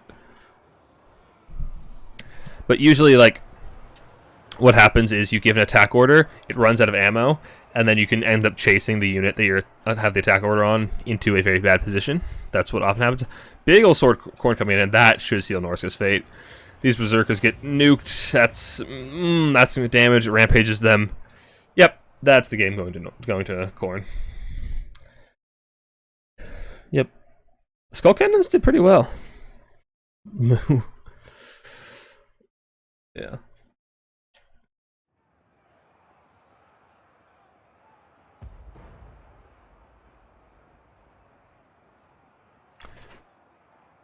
And 5, 4, 3, 2, 1. And that is game going in favor of Manchu and Corn. Haven't seen a Corn victory in a while. I see they make a bit of a comeback. The buffs definitely help them. Miniature buffs are pretty good for them. Although the Skull Cannon tech was really cool. They probably, I'm sure they paid for themselves. They fought to the bitter end. They did good work at range. Jeez, 1800, almost 900 value on Skull Cannon. You don't see that very often. The other one got shut down a bit, because that's the one that you got the attack on the Skirm Cav. The Skirm Cav pulled way back, and it just overextended to chase it. A little bit of lapse in micro, but the one that was microed, he was on top of the micro of, it got a lot of value. Bloodlayers did well, Corn Warriors did well. Valky only got 500 value. Yeah, these Minotaurs, it got 1300 value. It paid for itself and still had half its health left. The other one, it's full health and it's 800 value, and then Flesh Hounds are Flesh Hounds, these guys. I mean, you summon them a million times, but still, they always pay for themselves. Yeah, Wolfric, he got shut down pretty hard. He only got 2000 value. I mean, that's decent value, but he took a ton of damage very, very quickly. And yeah, these Horse Masters were summoned several times, and they just didn't really pay for themselves. They paid for themselves once. I think Kark just kind of overcommitted to the Skirmish Cav. He just doesn't have a whole lot to actually chew through Armored Warriors. Or Minotaurs, for that matter. So, that's that game going in favor of... Manchu? What was it? Manchenko? Names are hard, dude. Names are hard. So, let's see. Do we have any lobbies up that we can hop into? That's an interesting name. What do we get? Okay, that's so much left. We'll check out this one. Put our blocker up in case they have builds already.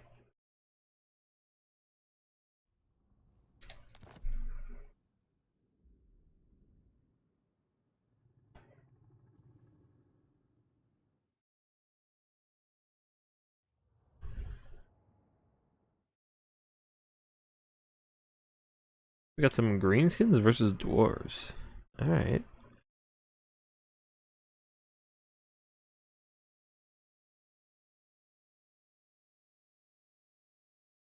Oh, okay. That game just ended, looks like. Alright, back to the search.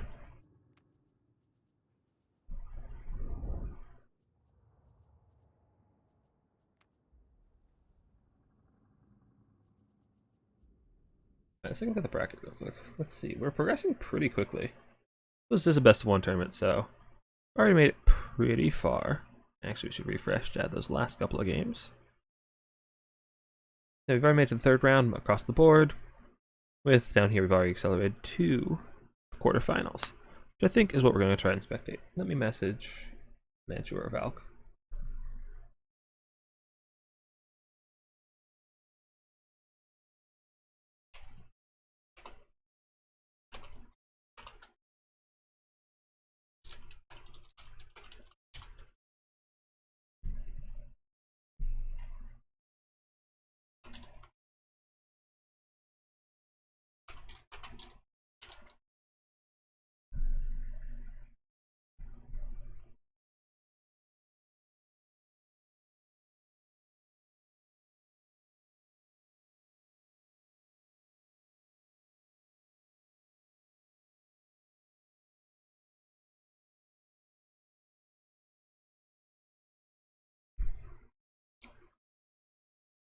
Okay. Text slot open doesn't tell me what the lobby is called. Oh, okay. Valk versus Manchenko. That'll do it.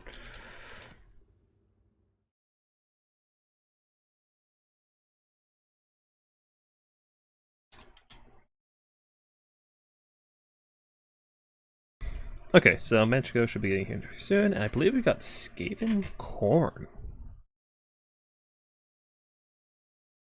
Should be a fun matchup.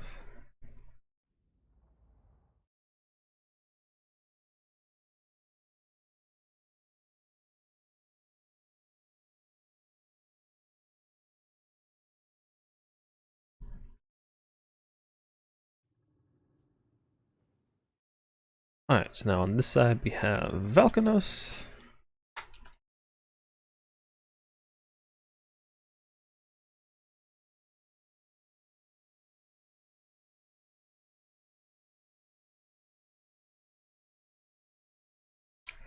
And on this side we have Match again.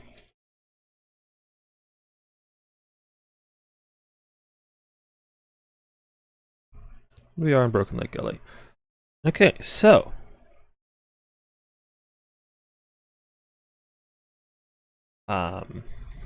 Skaven Corn.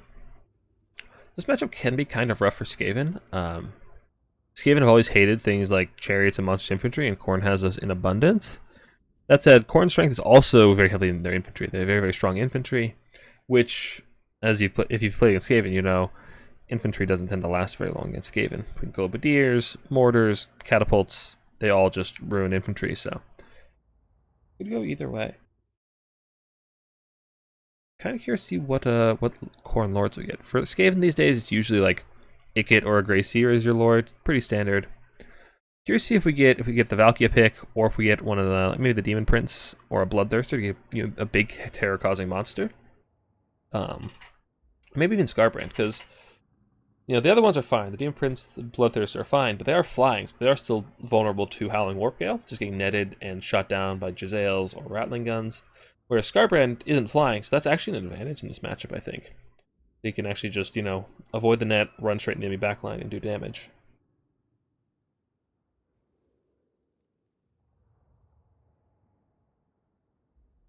Ah. Yeah, things like Chaos Spawn and Minotaurs can be a real problem for Skaven. That said, they can just, spam things like Slingers, both Skavens and Slingers, Gutter Runners, anything like that. They can do a lot of damage to them, but actually, finishing them off can be really problematic for Skaven, as their spears aren't the greatest. I mean, they are anti-large, they have okay stats, but their leadership is awful. Their defense is not great, so they take a lot of damage and they rout very quickly, even in what is considered an ideal fight for them in fighting things like monster infantry. And you only have 4 rat hoggers of your own to actually block up those infantry units.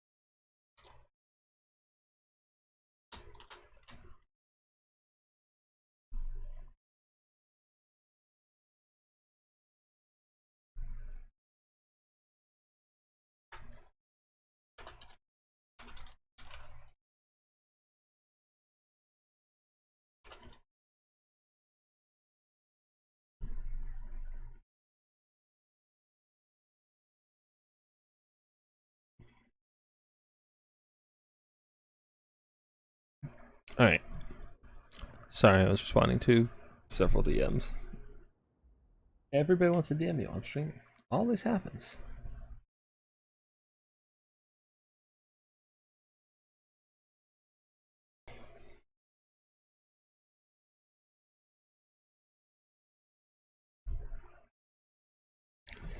Got clapped as lizards in practice matchups. Still going. This will be a whole new experience for me when I'm in tourney. Yeah, lizards aren't in a great spot right now. They're very hard to play.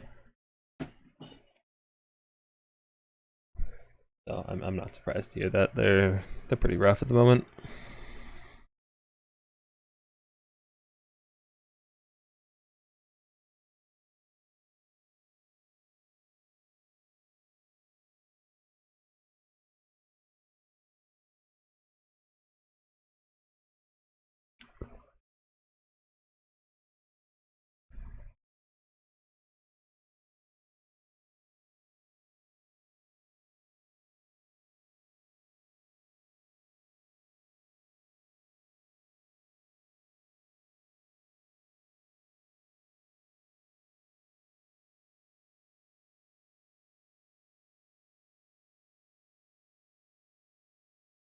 Alright, Malekith, be gone.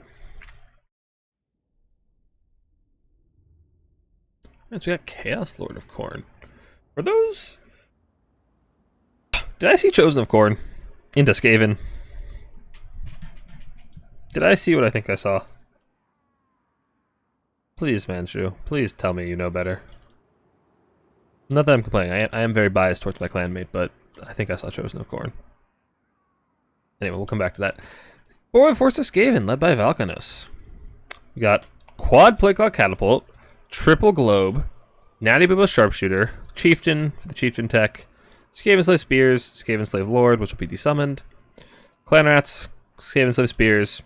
Yeah. Not that strange for a Skaven build. Catapults are a bit odd. You don't see a lot of catapults these days. You tend to see more heavily indexed into the globes, or the projectile shooting, or the, it's not powder when it's Skaven. It's warplock shooting, or something like that. Jezzails and Rattling Guns is what I'm getting at. For the Forces of Khorne, we have Chosen of Khorne. Oh my god. They're such a massive target for all of the Skaven shooting. So we have, okay, he has Marauders to try and rush with. Spawn, Chariots. Yep, exactly the things I said were rough for Skaven. And then a Chaos Lord of Khorne on a Bulldog, giving, okay, it's leadership and vigor for himself when he's in melee. Okay, this will help him goon out to caster. He has pretty hefty melee stats, so if there's a caster on foot, he'll kill him out pretty quickly. What's his bonus for his infantry? 20, yeah. Definitely very scary to that chieftain or any other characters on foot. You do a lot of work. So it looks like the game plan here for Khorne is to push right up here, give the Skaven no room to breathe, take this kind of an area so the Skaven don't have a place to shoot from, forcing them down into this ravine, where they can be collapsed on from multiple angles.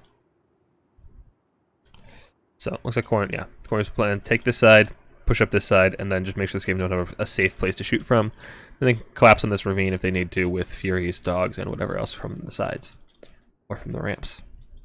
Solid game plan. For the Force of the Skaven, looks like they're actually setting up more this kind of a way. Same in this kind of an area, so they can just, rain fire on these objectives from here in a pretty safe locale. That said, Skaven will have a pretty difficult time actually contesting the objectives against Khorne until they can actually shoot off all of their infantry.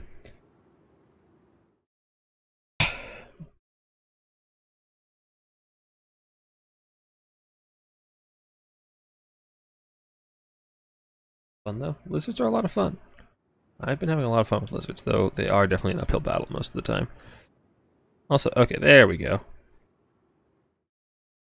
Let the game commence. So, yep, like I said, Khorne is just beelining it probably for the trees, so you can sit here safely and then take the objective when it opens. Chosen are just chilling out for the moment. Yeah, they'll come to take this objective. Skaven have Lord to get desummoned, so now the Chieftain's ability Power Grab is active. So if you're not aware of this, yeah, enables the Lord has died or is routed or is desummoned. So +8 leadership to the entire army. See, inspired by ability 14. Why is that 14? Are they all at 14? Oh no. There's no other global leadership. Oh no. Oh, I thought it was only... Oh no. I thought it was only 8. No wonder that shit's so broken. It's way more leadership than it's supposed to be. So a couple of Clan Skaven slaves coming up to try and contest objective number 3, which I think is probably a pretty big risk. Without any globes to back them up, they're just going to run over. Even with globes to back them up, they'd probably get run over by all those spawn and chariots. So catapults and globes do a lot of work on the infantry. Nanny Boobos going to do a ton of work against this Lord if he's not careful. Catapult's not going to do a ton of work to the Lord or the Chariot. He's got them on fire at will, which is a bit of a mistake. But it's not the end of the world. Yeah, I think with Nanny Boobos, if you're zoomed out, can we actually see it? Okay, so you can barely see it, but sometimes the projectiles just don't load in. So since they're already stalked and sniped, they can sometimes be entirely invisible, and it looks like that's what Manchu is experiencing. Or no, okay, there, no, he's moving. He's noticed his Lord's taking damage. He's noticed his the Nabus on the field. Okay, globes coming in, good. Rat coming in to try and stop those chariots, which is good. But yeah, catapults destroy infantry very, very quickly. It looks like Valk's plan is just roadblocks off this side. Sits in this pit, a very, very nice safe position for him to shoot with the catapults onto the high ground. Not a bad plan. So, yeah, Marauders getting shredded by the catapults, and catapults will continue to just pound in on these guys. But chariots are coming in, and they'll do quite a bit of work to the infantry, but though the Rat Ogres are the one target you need to really avoid, because they will absolutely pound those chariots. But the chariots are now free into the back line, free to run over all these globes, and looks like Valk's going to be needing some more Rat Ogres here very, very soon. Manchu's forces are getting into melee, though his infantry are taking a heavy, heavy pounding, and Skaven are already taken a 1,500 gold value lead. So Furies are coming in, they're getting shot, but there's not a lot here that can actually peel off Furies. You need to see some Wolf Rats summoned in for the Skaven, or something like that can actually peel them off. And Wolf Rats are by far your best choice. Interesting choice to reserve these spawn back here for Manchu. Not really sure why he's doing that. Like, there's nothing that's really going to scare them. Okay, perhaps it was just a Lapton Micro, a bit of tactical reserves. Fleshhounds coming in. Okay, Furies are almost shredded already. These guys are getting nuked by globes. Catapults coming in, firing at, whatever infantry they can find, and doing tons and tons of damage. Skaven are a menace sometimes. Well, I guess they are a menace. The menace below. I'm sorry. Furies getting shredded. When we have more Ratters coming in, they can peel off these chariots. The chariots are not long for this world. They're low health, and they won't kill off those catapults by themselves, but Khorne is controlling all three objectives for the time being, though they are taking heavy, heavy losses for the blessing of doing so, the privilege of doing so. Rat Ogres are getting on top of these Chaos Chariots. Spawn are finally getting on top of the globes, and yet not a lot on the Skaven roster can kill Chaos Spawn. They're very sticky, they're unbreakable, and they hit really hard, so they're really just a huge problem for Skaven.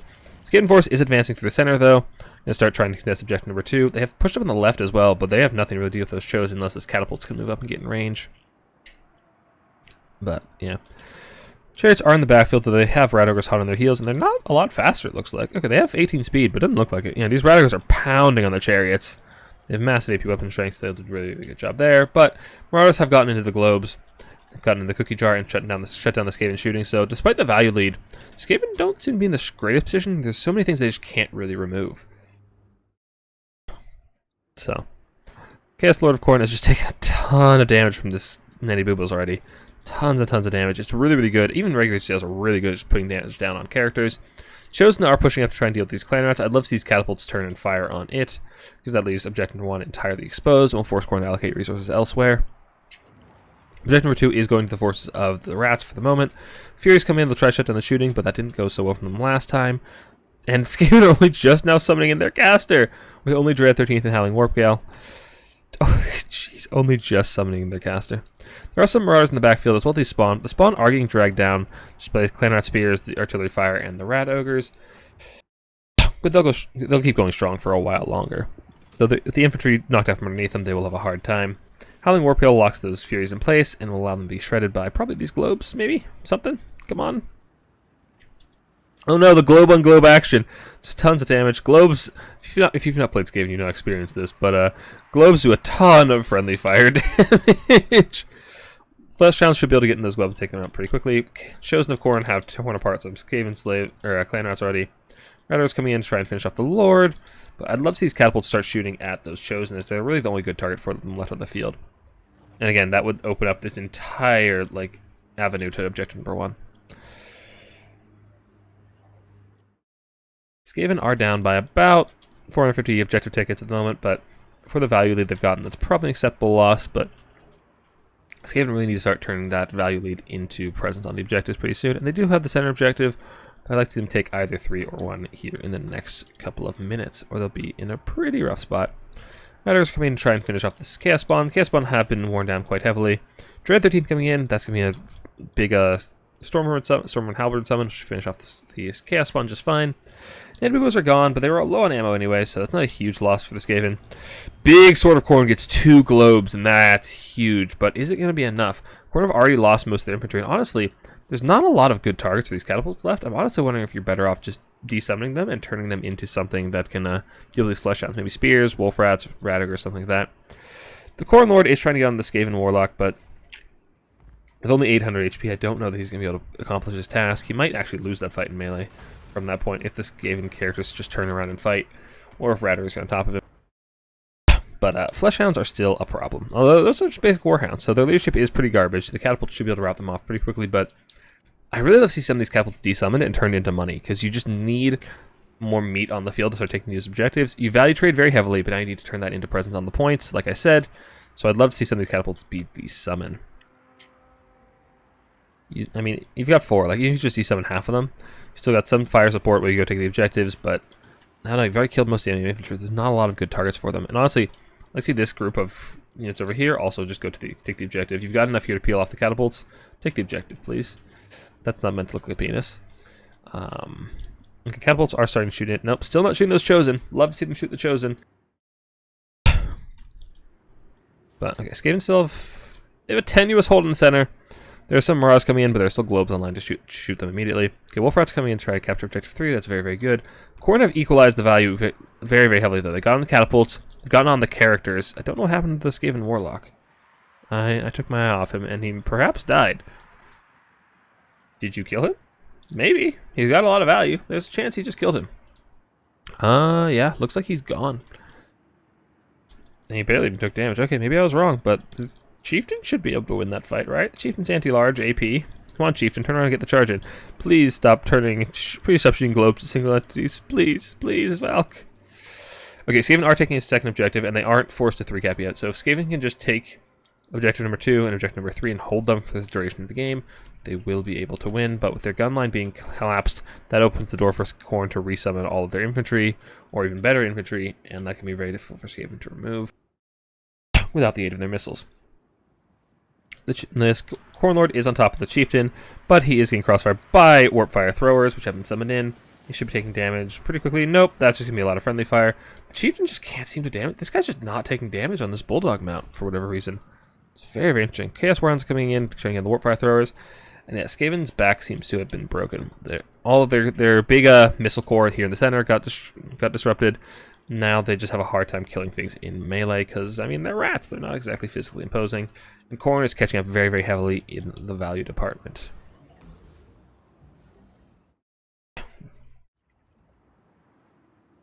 So this is actually looking pretty rough for Skaven. They do have 2 objectives for the time being, but I'm not sure if they can hold it.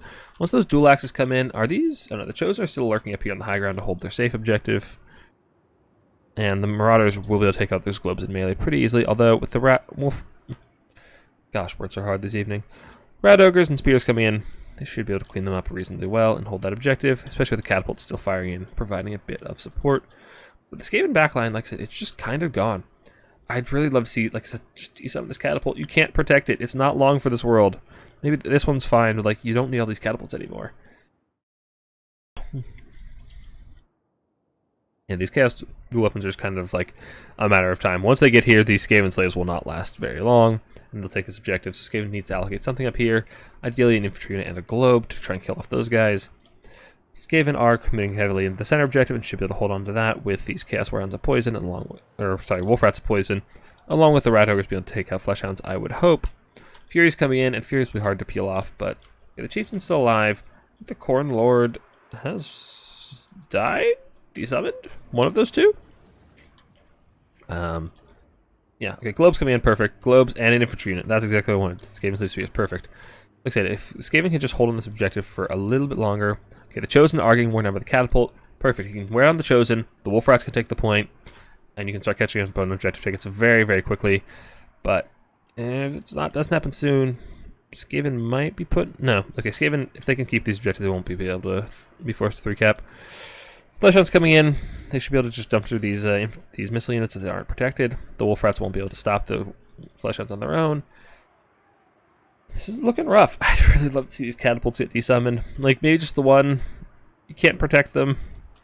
You really prefer to just have bodies on the points. Like, you just need meat. You need, like, infantry and globes. That's all you really need. And wolf rats and rat ogres. Like, you need a lot of things on the field to actually contest objectives. And catapults, while they do a lot of damage, don't contest objectives, and you really need to be on these objectives very, very soon. So, like, look at all these Skaven weapon teams. They're just completely unprotected. The microlapse or some rat ogres sitting idle in the backfield. Khorne warriors do actually divert their course. They end up going down here. They see the globes. They say, fuck that noise. We're going to center.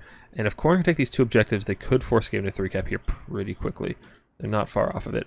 Fleshhounds have gotten on top of the globes, but the wolf rats should be able to peel them off pretty effectively. They're taking a lot of damage. Horn of Khorne is popped, though, which means these are absolute shredders. 63 melee attack, 65 weapon strength.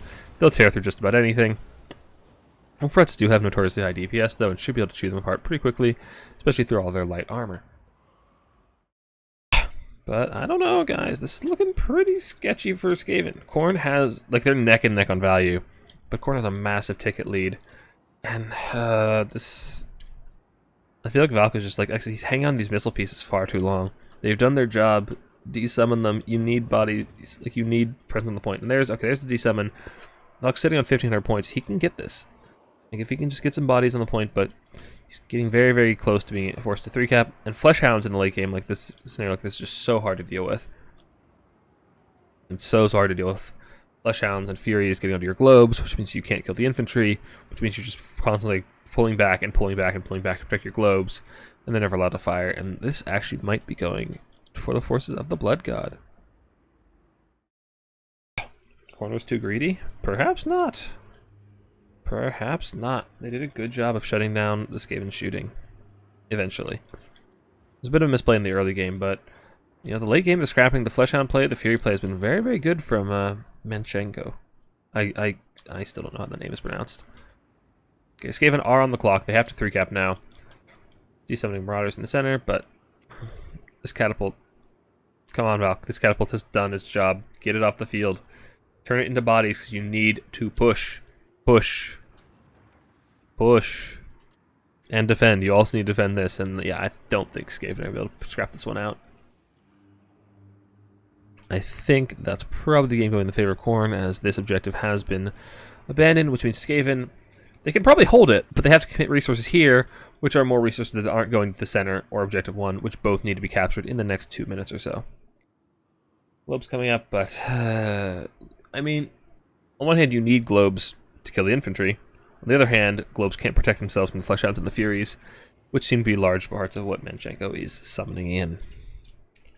So I suspect as soon as these Skaven reinforcements touch the objective, yeah, Khorne is just going to pull back. They don't need to take this objective. He knows that. Just keep your units alive and keep them protecting the objectives you do need, which are the objective number 2 and 1. Chariots coming in, which in the late game, again, another absolute terror for the Skaven. With the Rat Ogre spread very, very thin, they can do a really good job just running the Skaven infantry as well as the globes. This could be quite problematic for the Skaven, and yeah. Excuse me, I don't see much hope left for this Skaven. I'd honestly love to see Khorne just kind of start bringing out things to hold objective number 1, get these chariots up here on these globes, and just secure, you know, this hillside. You can hold the hillside, you're in a good spot. So you can just block, you know, these chariots can just run interference, makes there's no globes firing, keep your infantry alive on the point, and you really don't need to pressure the other objectives at this juncture. But I think that will be game.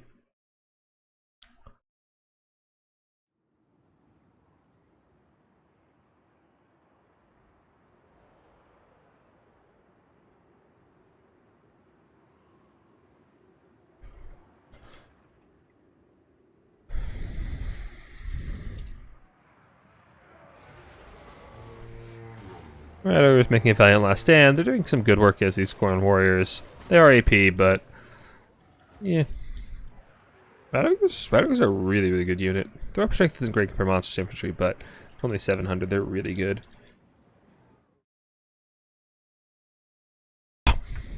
Also, yeah, are these guys still inspired by Blade? Okay, now it's only 8. Why was it 14 before? Was it just the Encourage aura from the Chieftain? That would make sense, wouldn't it? No, that's not the wrong number, because Encourage aura is supposed to be 8, isn't it? So it would be 16 if it was both of them. I'm really confused what was encouraging them earlier.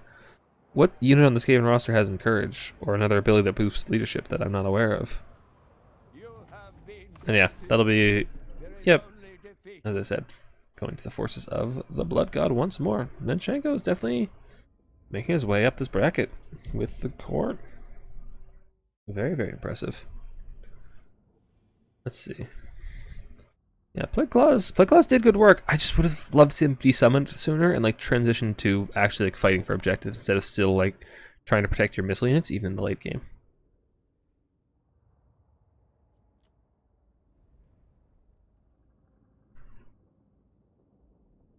Yeah, Rat Ogres did good work, although I suppose they were probably summoned multiple times. Chieftain got gooned the heck out. Okay, this guy did die off and we missed it. Chosen, I've never seen Chosen get that much value against Skaven before.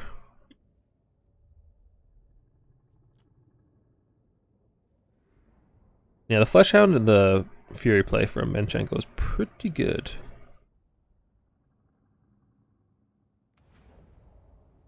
Alrighty. Close game? Yeah, it was pretty close. Valk didn't really bring things to punish the missed collapse timing. Yeah. I think he overcommitted to killing infantry, and then no way to kill, you know, monstrous infantry, Furies, Fleshhounds. Sandwich and Parakeet are about to play? Are they now?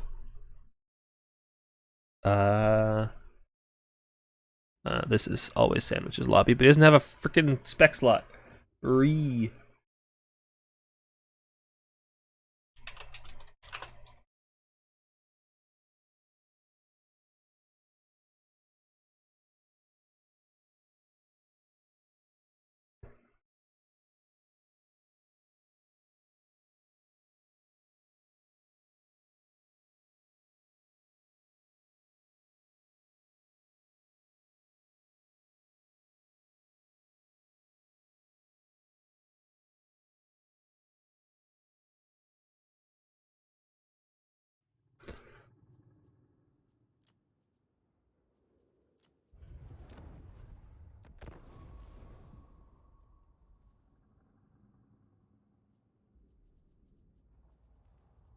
Give spec slot.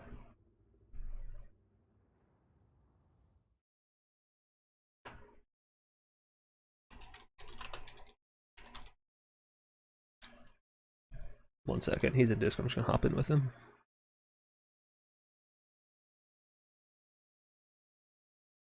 Hey, give me a spectator slot. Give me a spec slot. Thank you. I do know the name of the lobby, and it's on stream, and I hate it.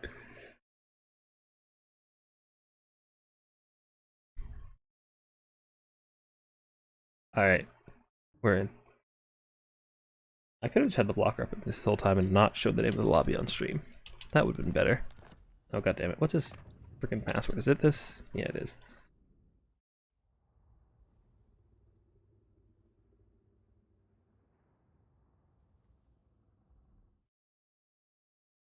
You like Manch's builds though? Good season build diversity in corn. Yeah, the Skull Cannon tech was really interesting. Alright, so now we have Parakeet on Greenskins.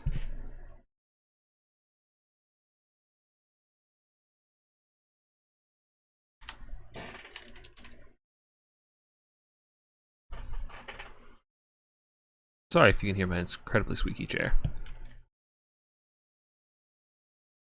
And on the other side we have Sandwich Boy.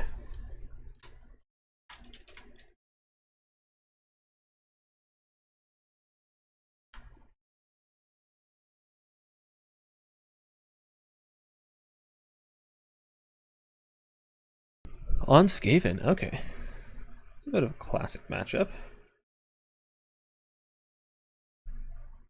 I'm actually gonna check the Discord, make sure nobody's needing my admin input on anything.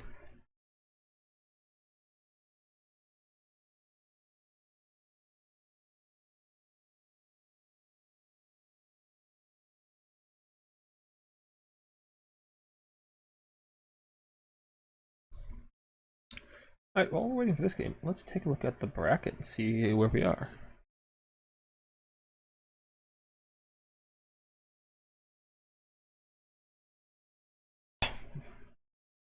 Let's refresh real quick, make sure everything's up to date. Okay, we got Firefox and Roflan Bottega, Super 10 Bob that Builder, Sandwich and Parakeet, which is the game we're watching, and then Manchenko will play the winner. So we're pretty good on schedule time. We're already getting through the quarterfinals.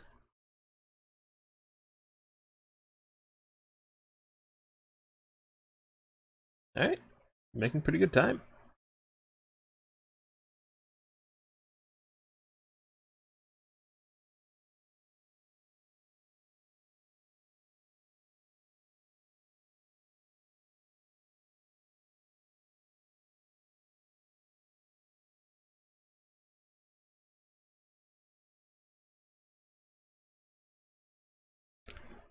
Loving practice with Deadly right now. Great practice on me. Deadly dude?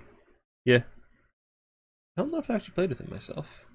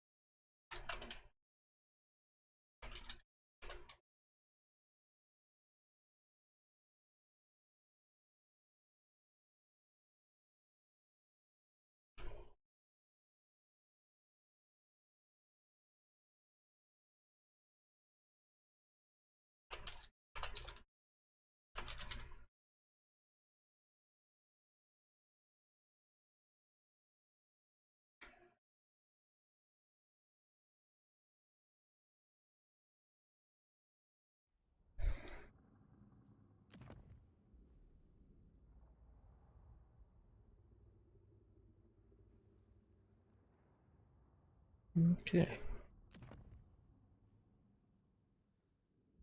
Looks like our players are ready.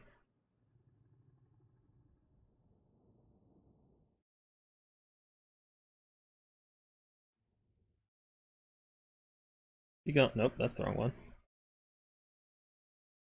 You gone, Malekith? You're not in this game. Did we get some Greenskin Skaven, which is not a match I've seen in Warhammer 3, I don't think. So I believe in Oh, shit. Well, I guess we're not watching that game. My game just crashed. Hmm. I hope their game didn't crash, because I'd feel really bad if I was casting it and caused their game to crash.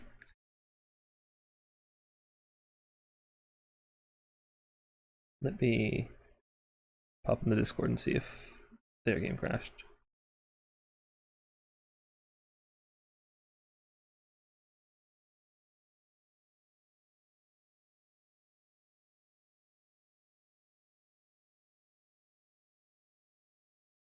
Alright, their game is still going, so I'm not going to make them restart just for me, because I don't want to make them see each other's builds, because that would be on my account. So, if we can get into one of the other games. This is a land battle. That's not part of our tournament, probably. Might have to wait for a little bit.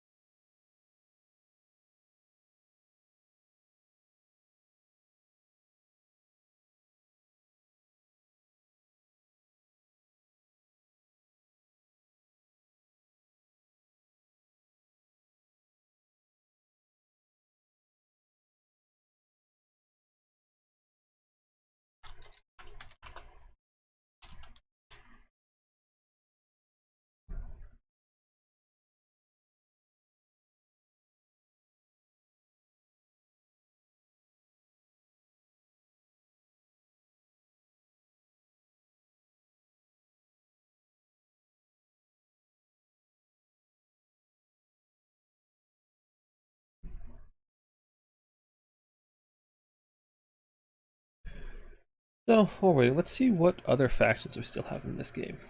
So,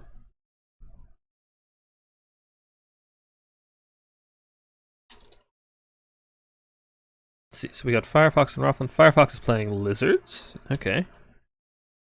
Rothland is playing Dwarves.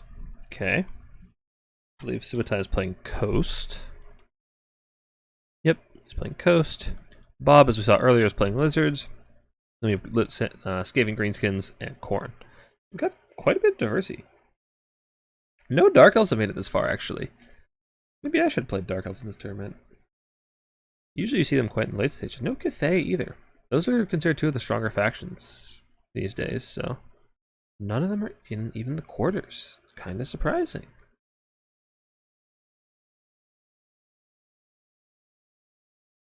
So, as I said, we're going to have to wait for a little bit to find a game to watch because I'm not going to ask them to restart on my account. So, how are you guys doing? Super friendly and trying to be informative as well. Nice. It's always a good time.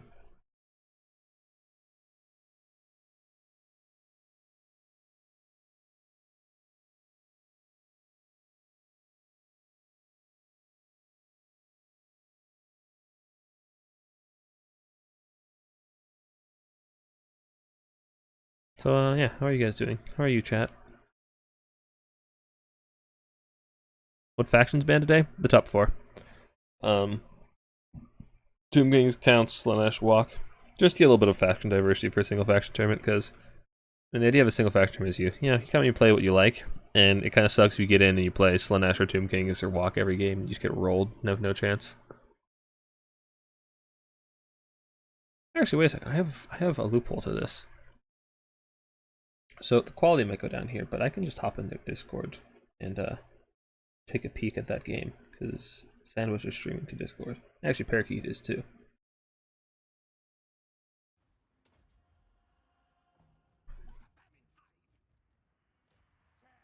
Is this gonna work? Hold on.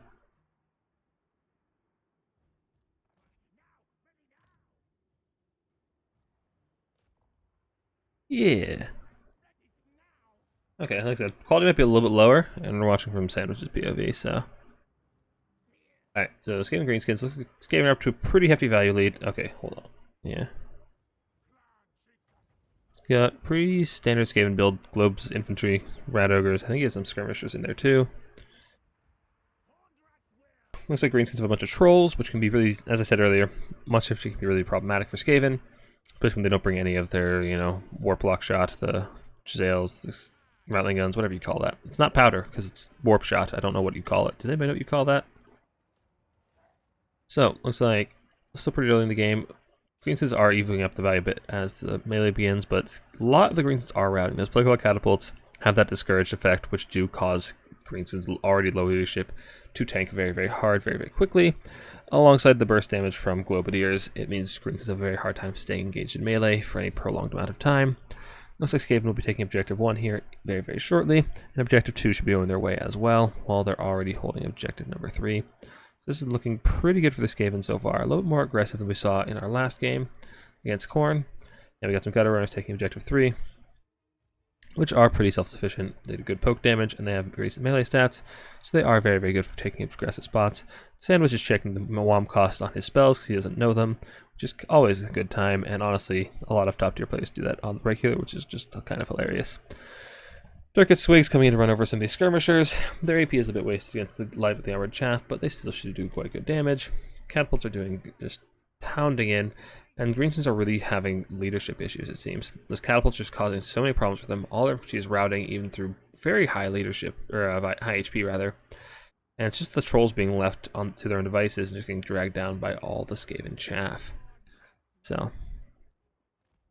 this is looking pretty good for the Skaven thus far. Despite the much closer value discrepancy than we saw in our Khorne game, they are holding the objective and do control the map much, much more. And against, well, in both these factions, against a low leadership faction, your value is often deflated, where because your opponents are running away with quite a bit of their HP left, you don't get that value from killing off that HP that just routes off the map.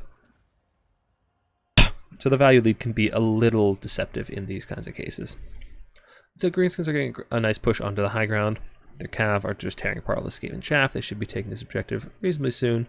Should have a Flensing Rune coming down quite soon. Icket seems to be on a Doom Flayer, so he has a bit of mobility. He's just on his mobility scooter there. Wurzag pops effigy to get, and looks like he's coming straight for him. I suspect Wurzag probably wins that 1v1, but it doesn't look like that's going to be happening as this Greenskin Cav is coming to take it instead. Kind of expect Greenskin to try to counterpunch on objective number 3, as that is right next to their spawn, and only a couple of gutter runners trying to take it. Whereas objective 2 seems to be pretty solidly in the hands of the Skaven, and I don't expect them to be Greenskins to be contesting the objective anytime soon. Catapults still have a very healthy amount of ammo, which is very problematic for the Greenskins. These catapults are just such a nuisance, and with no flyers to actually get on top of them, this map provides a very, very safe position for them to live in. It's right between those two cliffs. Icket does get caught by the Cav, though they are getting shot with globes, and the Rathor's coming to bail him out. He should be able to escape that fight pretty handily. And now with the catapults just shooting at the trolls, keeping them their leadership low, forcing them to rout off, not really letting them come back and use that regeneration, it's pretty brutal. Icket Claw. So, like I said, Greenskins are counterpunching objective number 3. They should be taking that very shortly. Skaven will need to avert some globes and some infantry up there to try and take it, which will weaken their hold on objective number 2, allowing Greenskins to come down from the right side and try to actually take that objective. This map is very interesting that way, where it's kind of each of the push and pull of the objectives is very very strong here, where if you contest one objective, it means you're diverting resources away from the other one because they're in a straight line with very narrow rotations. It leads to some very, very interesting rotation games on this map, which I quite like this map for that reason. It's a bit tight though. But those catapults between those cliffs are very, very difficult to assault for the Greenskins, as I said, with no flyers and with limited cav options. Well, their cav options are fine, but the cliffs just make it so difficult to get back there, especially when the Skaven do control those ramps. That said, Greenskins have taken a 2-cap and have very nearly equalized the value. Skaven really needed to make sure to keep their formation together, otherwise they could be pulled apart very, very easily by all of this Greenskin mobility and trolls. So the catapult still being online is a continual problem for the Greenskins, as they will have a hard time keeping anything on the field, except for those unbreakable night goblins. They will be an absolute terror for the Skaven to remove until they get some globes in the area. Skaven are making a bit of an error here, I think, trying to contest both side objectives at the same time. You're at a pretty severe mobility disadvantage. Your opponent has much better cav, they have better trolls, which are fast. So you'd rather try to contest 2 adjacent objectives rather than 2 far side objectives. You do control the middle, but there's no reason to go for both when you don't have to. So you'd be much better off just trying to take one side than the other. Excuse me, and just holding the 2 and playing around your catapults rather than splitting up where you can't be supported by everything all at once. So Skaven should have superior capture rate here once all their units get on point.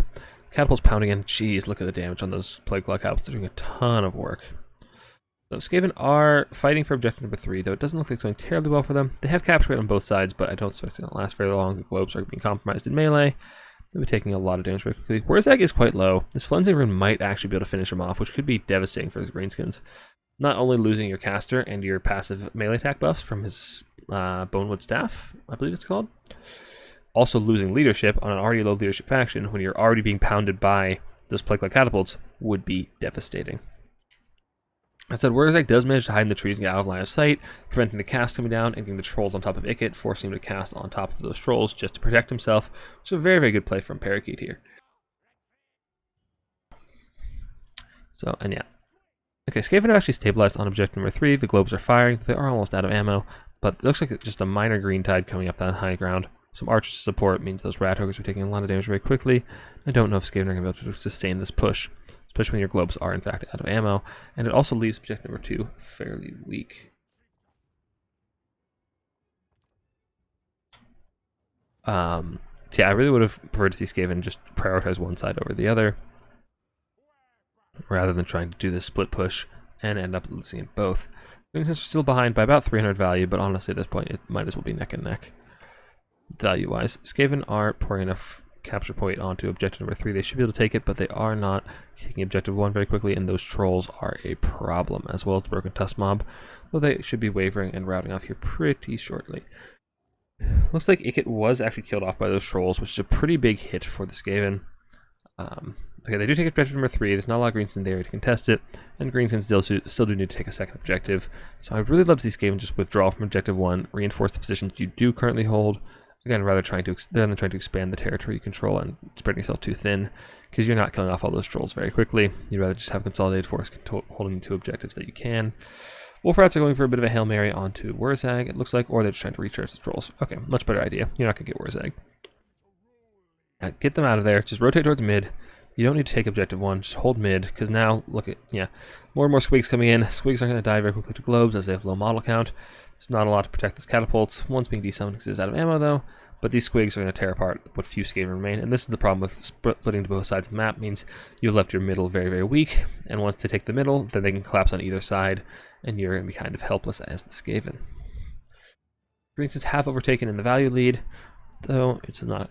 Yeah, and it definitely shows. That said, there's also a little bit of Skaven value inflation because they've done a lot of damage to the trolls, which has been healed up quite effectively. But yeah, these squigs are just going to overrun that center position. It's a huge play from Parakeet. Just taking the, realizing the Skaven are spread too thin, attacking right in the middle, weakening them. And once they take center map control, again, they can use the ramps to rotate to either side and collapse on whichever side they choose, which I suspect will be objective number 3. Take the middle and then rotate to the home objective, collapse from behind on the forces that are overextended there.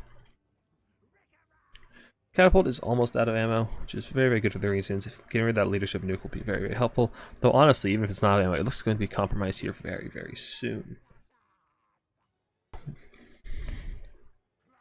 So Skaven have managed to retake objective number 1, but now that Greens have the center of the map, with the superior mobility, they should be able to rotate up the ramp back towards their home objective and take that back very, very easily. But the points are still fairly close. Skaven only have about a 200-point lead, so nobody's going to have to 3-cap here just yet. And the squigs are pouring into the backline, getting on the catapults, shutting down all the Skaven shooting, which is really problematic for them. Skaven obviously are not excellent in melee. They have some good melee units, the Death Marauders, the Wolf Rats, but generally they're very, very squishy and rely heavily on their missiles to get work done. And yeah, this value lead for Greenskins is ballooning. They've gotten about, in about a minute, they've gone from neck and neck to about 2,000 gold lead, which is huge, and that's looking really rough for Skaven, though they haven't actually translated it to objective holding just yet. They really need to turn that value lead into an objective very, very soon, or they could be in trouble if they're forced to 3-cap. I'd really love to see some of these squigs, if they can, get free, rotate again up towards objective number 3, and start recharging. Now, it looks like Greenskins will be taking that full point on their own. Kind of hard to tell from this perspective. Yeah. Okay, Greens have overrun objective number 3, and that's going to be putting them in a good spot, as they don't yet have to 3-cap just barely by the skin of their teeth if they do take that objective. They also need to hold objective 2, though those squigs should do just the trick. Yeah, squigs are... Squig hoppers, squig herds, they are a menace in multiplayer, in domination. They just do so much damage, they clear infantry so quickly, especially against all this Skaven with their very, very light infantry. And now the Greens have secured their home objective. They can rotate all this mobility down towards objective number 2 and reinforce that point, as well as pressuring objective 1 with, what is that, another squig herd. Lots and lots of squigs. I like it. So this forces Skaven to allocate resources to the high ground, while also collapsing on their mid from several angles. And this is going to be very, very hard for the Skaven to defend against, and I think this is going to be going pretty well for the Greenskins. The Skaven are in a really rough spot. Squigs should tear apart whenever infantry they can get their hands on the high ground. And I struggle to see how Skaven are going to be able to take this objective back in any reasonable amount of time, especially without any weapon teams on the field.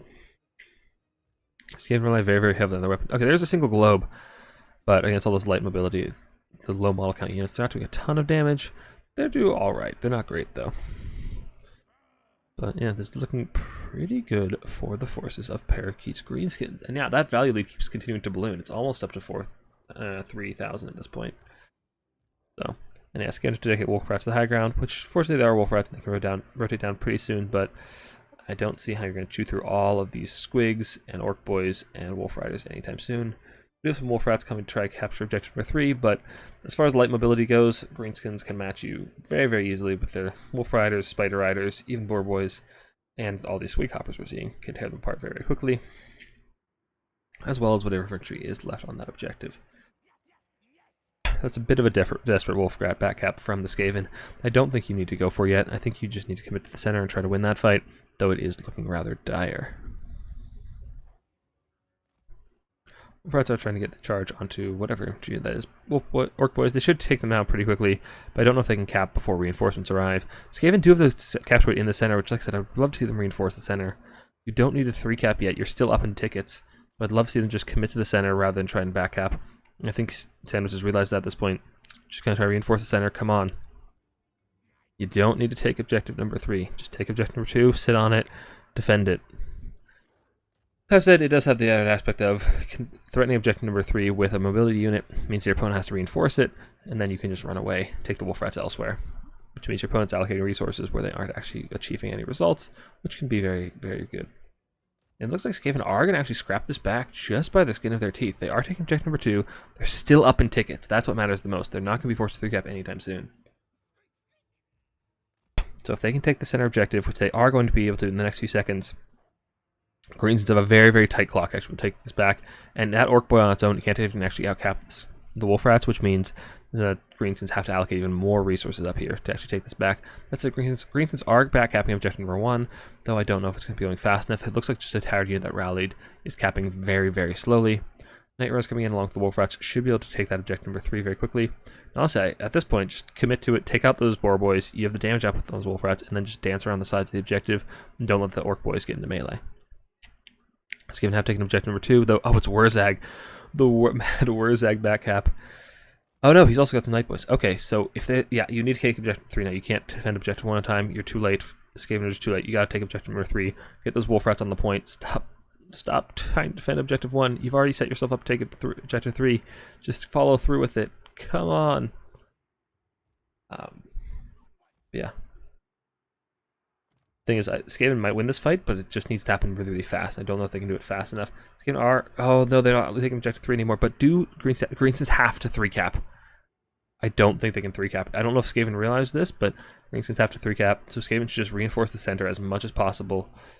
And they have only tatters there. Greensons can still pull this off. If they can get their mobility tools down to the center, if they get some squig hoppers down there, they could route off what's left there very, very quickly. It's just a couple of tattered rat ogres, so their leadership is very high. I don't know if Greensons can do this in time. They've got about 60 seconds now. 60 seconds to go. If they don't take objective number 2, it is lost. So I'd really love to see some, like I said, squig hoppers, boar boys, whatever you can get in there that's fast. Swarm those rat ogres. Try and take that objective as fast as you can. This is on a knife's edge. The value lead is still very heavily favoring the Greenskins, about 4,000. Squig hoppers coming in. This is smart from the Skaven, trying to body block them off the point. They can't apply the capture weight until after they kill you.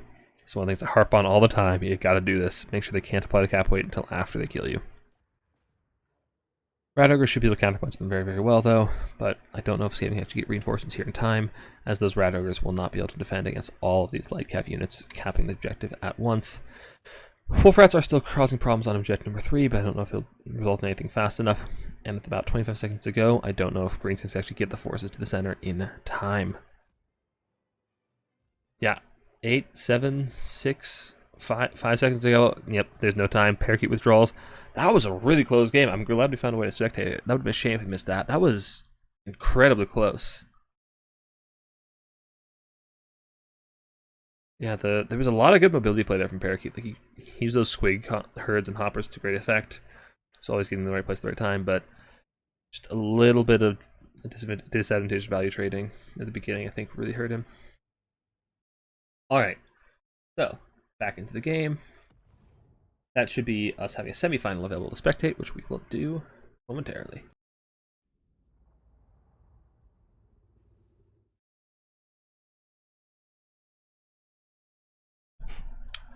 Alright, so taking a look at the bracket. That'll be Dante's Sandwich, whatever you want to call him, going on to fight Manchenko in a matchup Manchenko has already played. And this time we got Bob That Builder and Firefox. Let me message Bob if they're in the game.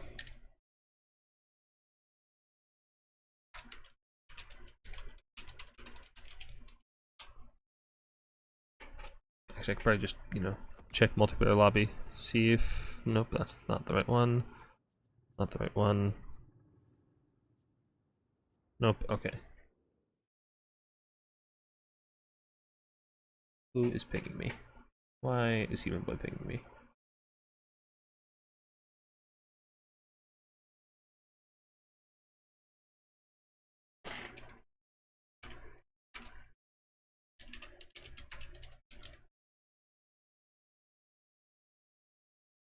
Alright, so it looks like we're going to be watching Bob Debt Builder versus Firefox. Both of them actually... Wait a second. Look at this bracket. Firefox beat Rolf and Bodega, who has been just on absolute tear in tournaments lately. Like, if you look at his record... Like, yeah, he's been playing a lot of tournaments and doing very, very well against some high-tier players. And then RTK Subotai, who is third on the leaderboard right now. Oh. This bitch took my spot. God dang it. Well, I'll just have to play in his tournament and take it back. So, yeah, number 2 on the leaderboard. It's kind of surprising. Anyway, I have the lobby code, so we can go watch some games.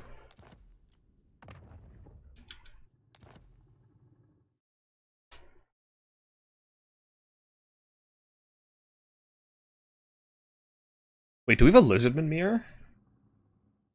Was Firefox playing Lizardman? I don't remember. Is he actually playing... Do we have a Lizardman mirror? I am so excited for this.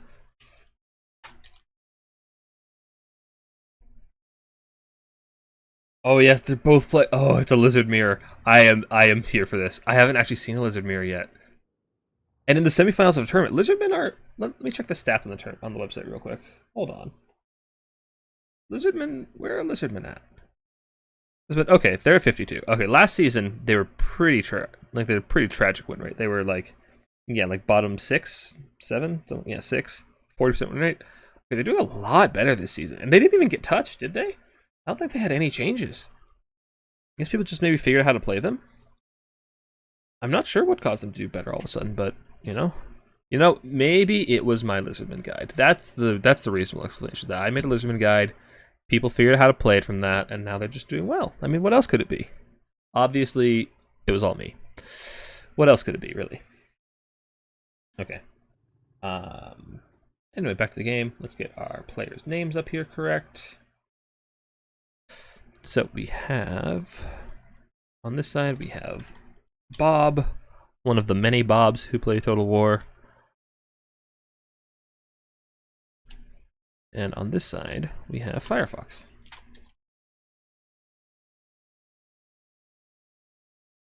One of the previous winners of my newbie tournaments, if I recall correctly. And isn't that Death Pass? I assume it is, because that's what we have, but I don't actually recall, despite me being the one who picked them.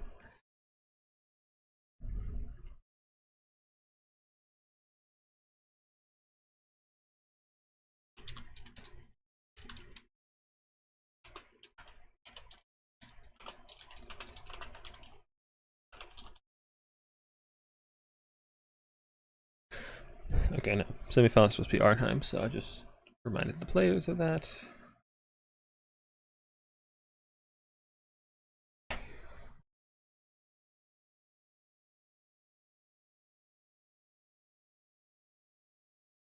If they don't change the map, it's not really a huge deal.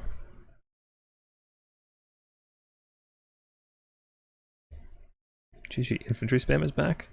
I don't know about that.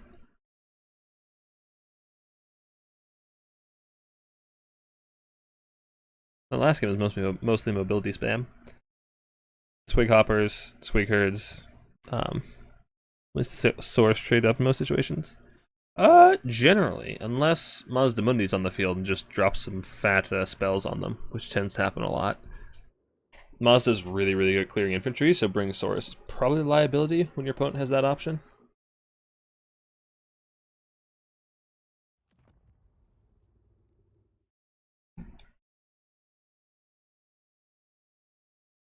Bob the Builder just said time to meme, and I'm scared. I don't know what that means. I don't know what he's planning.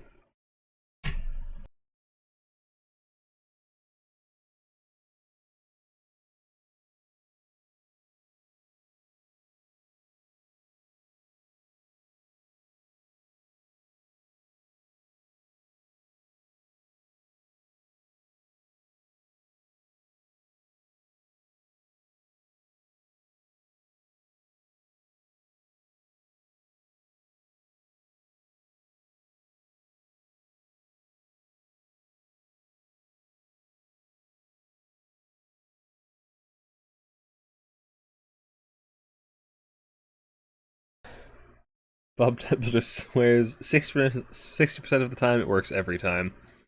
And I'm looking at his build, and I'm afraid. Okay, I can see a reason for it. But this is actually on Arnhem. Arnhem is the one map where that could actually work really well. I could see that working really well on Arnhem. Like most other maps, maybe not. On Arnhem, I could see it working. I could see him pulling it off. Firefox brought like 8-9 swords for Synticity. That was a fun build for Scarbrand hacking all game. I mean, A, that's why Scarbrand sucks. B, swords are really good these days. Especially if you support them with like a Rev Crystal.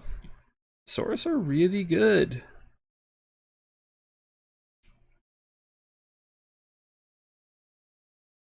Also, there's no poor Scarbrand. Fuck Scarbrand. Around here, we're Scarbrand haters, so.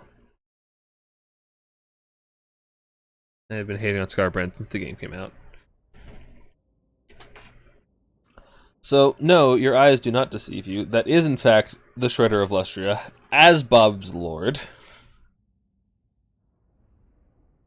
Oh boy.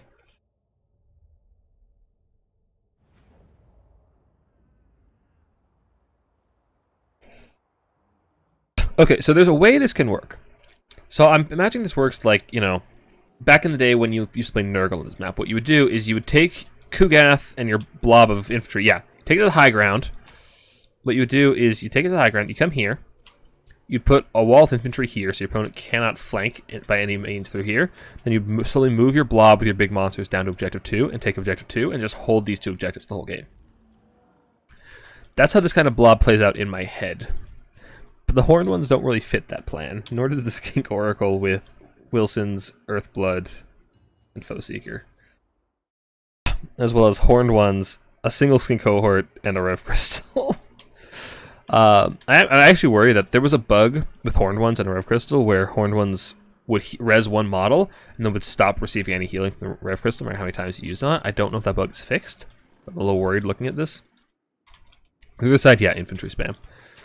King Priest of Beast with just Manticore Summon and then as many Saurus as he could muster. You know, a mana for my own heart. Just as many Saurus as you can bring. Which apparently... Okay, and a Feral Bastillodon. So apparently, as many Saurus you can bring is 10. He brought all 10 Saurus, a Bastillodon, in his Skink Chief, or Skink Priest. So, how you usually put it from the other side is you send one thing to take the fight here. Then you position kind of like this. You know, like this. Force your opponent to come all the way down here to take the fight. That way you can get a good envelop on them. Or you can just sit on the corners of the objective and take the objective from underneath the blob. That's how you usually played this from the other opponent's side. But the Red Saurian's just coming right for business. Okay, interesting. I wonder... Okay, Temple Guards will do really well in that, but I doubt they'll even kill the Shredder in any reasonable amount of time. I'm curious to see if Firefox has any actual missiles that could punish this. You know, some Salamander Hunting Packs or Razordons.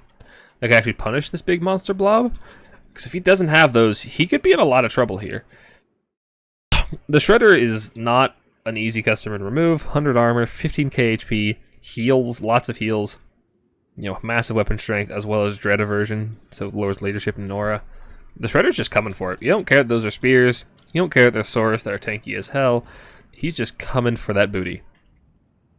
Saurus spears coming from the other side, and just a single Skink Cohort. Okay, this is a mistake, I think. Like I said, usually you want to make it so your opponent cannot contest this objective without chewing through infantry.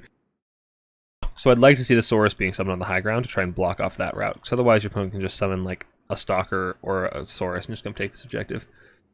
That said, the Dread Saurian did come in, get some good damage on. It's still shooting with its missiles, but did take some damage in return. Bob really did deliver the meme. Yeah, he wasn't kidding when he said he was bringing memes. Ripperdactyls coming in. I mean, there's a lot of infantry here for them to tear apart. It's not a bad idea. How did you take damage? What on earth damaged you? Manticore summon coming in. Kind of curious what the target is. Maybe the Rippers. But it'll probably lose to the Rippers, but I mean, it's a summon, so who really cares? Shredder is getting in there, tearing apart Saurus, doing the work of the old ones. Well, is it the work of the old ones? When you're killing Saurus? Who knows? Horn ones are sitting on the objective, which is probably like the last place you want your Horn ones to be. Yeah, get them around the side, get them flanking, get them rear charging whenever fighting the Shredder.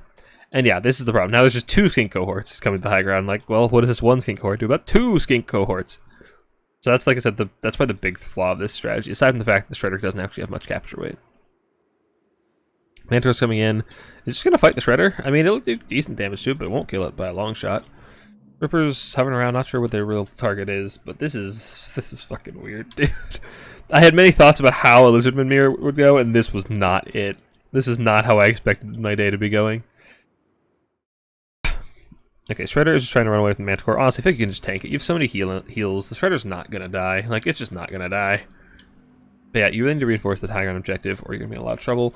Bob does seem to be banking a lot of money, which kind of scares me. I'm scared what other big dino is gonna... Okay, more Rippers. I don't hate it. They shred a lot of infantry, and the Shredder's actually doing a lot of work. So I rampage the Manticore. It's cut off a Saurus warrior, but yeah, another problem is just look at all this Saurus capture weight. Look at it. Behold its glory. Behold the glory of that capture weight. Like, how does the Shredder actually take that objective anytime soon? What you do from Firefox perspective is you just let the Shredder fight 1 spear at a time, and just have the other one sit back and hold the objective. So, like, at the time it takes to kill a spear, you can, like, almost summon another one. It's just an endless tide of infantry to chew through. It doesn't really do that much. That projectile looked really weird. I've never seen that before. I thought those projectiles were supposed to be, like, yellow, not green. That's gross. It's a really gross projectile. Skink Oracle just poking in. Not really sure what its ideal target is. Probably that Bastillodon, but... Firefox is taking the high ground with the more Rippers coming in. They'll shred these skinks. The problem is you might not have your skinks left by the time they do so. You really need them to get there pretty quickly. Rippers coming in trying to catch these Cold Spear Riders. They'll do good work. Despite having anti-history bonus, they have really high AP values. They'll tear apart these cav very, very quickly. Shredder is coming for business. Like, Shredder is doing good work. It's already gotten a lot of value. Jeez, it's already gotten a lot of value. Firefox is probably letting it fight too many units all at once. You want to keep your units spaced out so it can't just charge through multiple units. But the Shredder's actually doing a lot of work. Bob's up pretty heavily in value, but he is getting 3 cap currently. Though these, like I said, these Rippers will do a number on these skinks.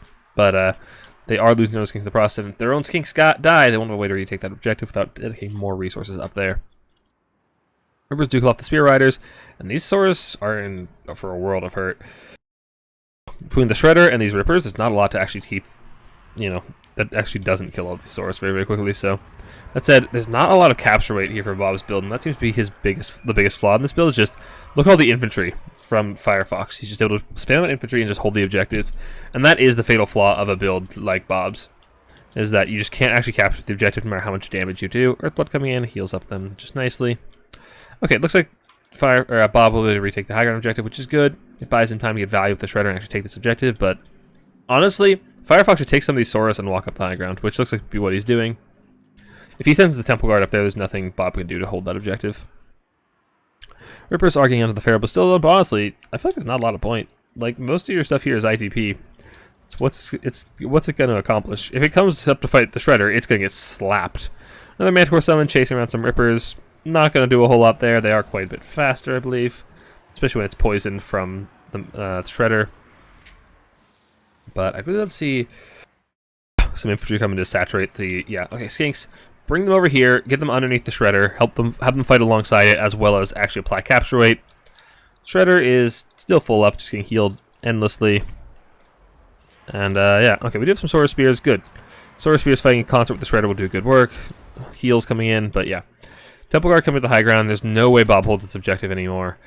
And, yeah, I'm wondering if Bob was planning to go to bed soon. No, this is, like, it's not terrible in theory if the Shredder had more capture weight, but that's really the fatal flaw of this build. Without capture weight, you can value trade all you want. The Shredder's never going to capture an objective on its own, and there's so many spears that it can't kill them off quickly enough. Like, it can probably kill, like, all of these Saurus here, but not in a reasonable amount of time, and you're losing so many objective tickets while you're doing it. And also, taking the high ground objective was big for Firefox. If he was just complacent and sat on these 2 objectives, you'd give the Shredder a lot more time to kill a Saurus, but taking this objective puts on a much stricter time clock and gets him in a lot of trouble.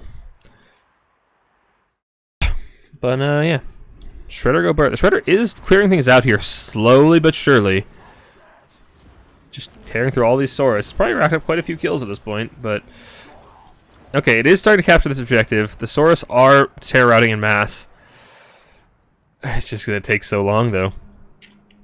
Reaper's coming to recharge these Saurus, help out these skinks, but Firefox is getting this round. It doesn't look like there's... Okay, more Saurus Spears coming in for the Forces of Bob, which isn't bad, but...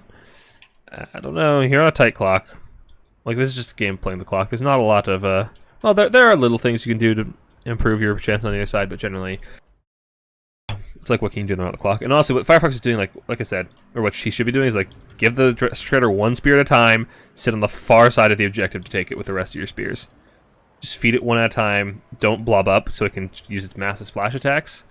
Because like it has so much weapon damage, even if it splashes to like 10, 20 models, it'll probably kill them almost for the most part. Like it just does so much damage. And honestly, it's racking up the value a lot faster than I was expecting, but still, the value's pretty even. And with the Ripperdactyls getting worn out, Shredder is coming over here to try and take objective number 2. Try to rout off this blob. And also, if you can rout off this blob, probably take objective number 2, which is a good play. The problem is you didn't finish taking objective number 1, though you do have the advantage here slightly with the Skink Oracle coming on. Shredder, honestly, Bob could pull this off, but yeah. Firefox realized he only needs to hold one objective. He's about to force his opponent to 3-cap territory. So he's just summoning Skinks up here, Temple Guard. They're already here, but just more infantry, spears on the point. What can the Shredder do about those in a reasonable amount of time? But this should tear out these guys pretty quickly, attacking the rear, just nuking their leadership. Those doing a lot of damage, but more and more Saurus piling in. So take the Shredder a long time to chew through all of those hit points. Refill charge is going off on the horn ones. Are these guys healing or are they experiencing the bug? Okay, they're healing. Are they going to res? Are they going to res any models? Another Manticore 7 coming in. Okay, they res the model. And they are still healing. Okay. So the bug is fixed. That's good to know. Shredder has broken through the center, but there's still more spears piling in. Oh boy, this feels like a a Slaanesh Nurgle game from like pre-IE, where it was just, well, you have Kugath. You have Kugath that's a terror in one place, but you just flood every other objective with infantry. So you outcap them despite, generally trading down in value. Although honestly, Firefox is still trading up in value. Though a lot of it is on the Shredder, which isn't going anywhere soon. Now, so if he can kill the Skink Priest, maybe that's a win condition. He's already used all his summons, though, so I don't think he's going to get any more spells, but reducing the leadership more would help him tear out pretty quickly, but it turns around and goes into spears instead. Honestly, if he did like 2 more attacks, and that Priest would have been gone, and just... Okay, Bob did take this objective, but I feel like it's just too little too late. The value's too even. The Shredder can't do enough quickly enough. I think Firefox has this one. Bob aimed for memes, and he achieved them. Yeah. Unsupportive Shredder for Billion Spears. I mean, it'll win. Like, it's just so... Like, it's such a big piece that it'll beat Spears. It just takes so long. Pacifist, sit in, build... Most VC like Lizardman. Yeah, basically. And yeah, Bobman realizes he doesn't have enough time. Alright. Nice memes, Bob. But that'll be Firefox advancing to our grand finals.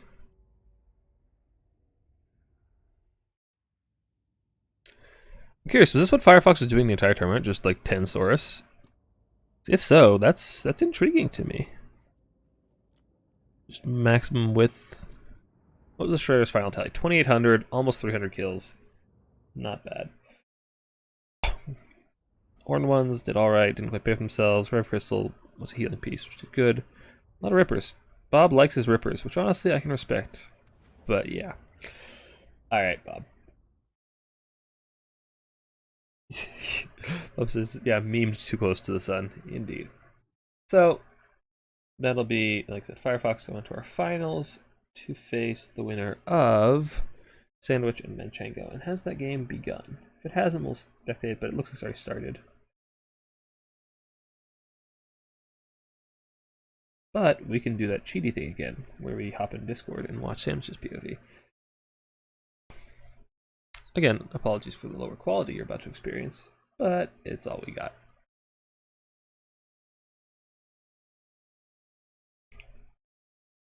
So we have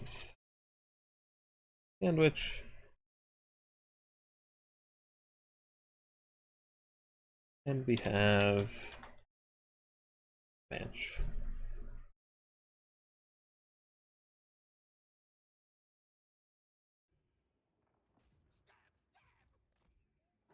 And here we go. So it is on No, they're playing the wrong map. That's not the end of the world. It doesn't matter. The map doesn't matter as long as like both players knew what map they were playing on. That much. Like at this point, the damage is done. But Skaven do seem to be up quite a bit of value already, although they are down a little bit in tickets. But Chaos Sorcerer Lord, not Sorcerer Lord, but Chaos Lord of Khorne does seem to be in a bit of trouble, surrounded by rat ogres and characters, though he has disrupted Natty Boobos for the moment. But Skaven don't seem to have any globes on the field, which is kind of interesting. I guess some of them have been routed off, but okay. This is a very, very zoomed in POV. But Khorne seems to be in a lot of trouble. They have half the units Skaven do, though that doesn't necessarily mean much. Skaven are known for bringing lots and lots of cheap, expendable units. But Khorne does seem to be in quite a bit of trouble.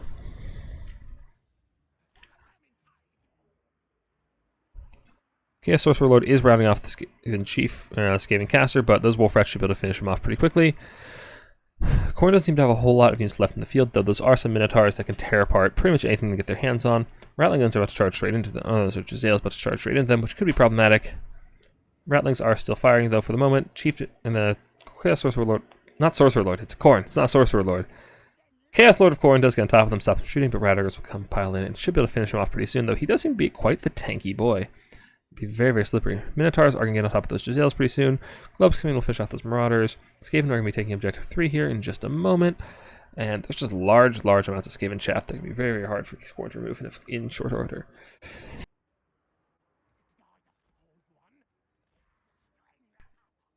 I don't know why I changed the nameplate, because I changed scenes and the nameplates aren't even here, so oh well. But Skaven do seem to be up. The value lead does seem to be closing in the favor of Khorne, but the Wolf Rats honestly do very, very well shooting the Minotaurs as well as the Khorne Lord.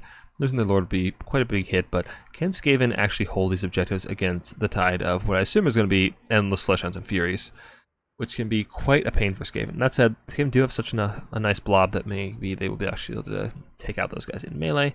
Is the Skaven Caster rallied? No, the Skaven Caster did die off, so there's no chance of anything like Death Frenzy to support that. Now, there's another wave of Khorne reinforcements coming from the side objective. Minotaurs and either Marauders or Warriors, can't quite tell. Marauders. But they are getting crossfired by several Skaven gun units, which means they will be taking damage very, very quickly. There are more and more Khorne Warriors coming down from the high ground. Skaven are going to be taking 2 objectives, which is all they need to hold, which pretty good for them. And they have, is that Death Runners back? No, Wolf Rats backcapping. And the Marauders are taking damage very, very quickly and should be routing off here very, very soon with the Rat Ogre charge in. And the Minotaurs are just getting crossfired by so many gun units that they're in a lot of trouble. And Manchenko has withdrawn. Quick game. All right. So Sandwich advances to our finals. And I will hop out of this Discord and back to the game.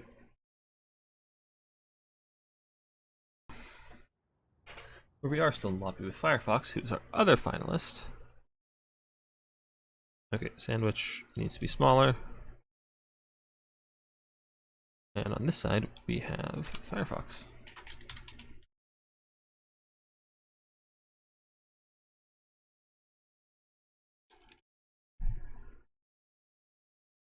So we have Lizard Skaven for the finals. Historically, this has always been a pretty Skaven favored matchup, though I haven't played it a whole lot in Domination myself.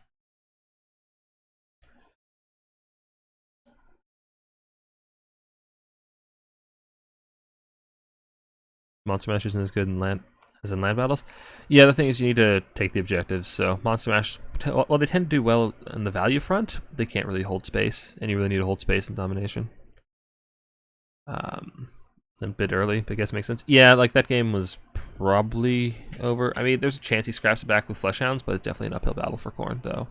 He probably could have held on a little bit longer.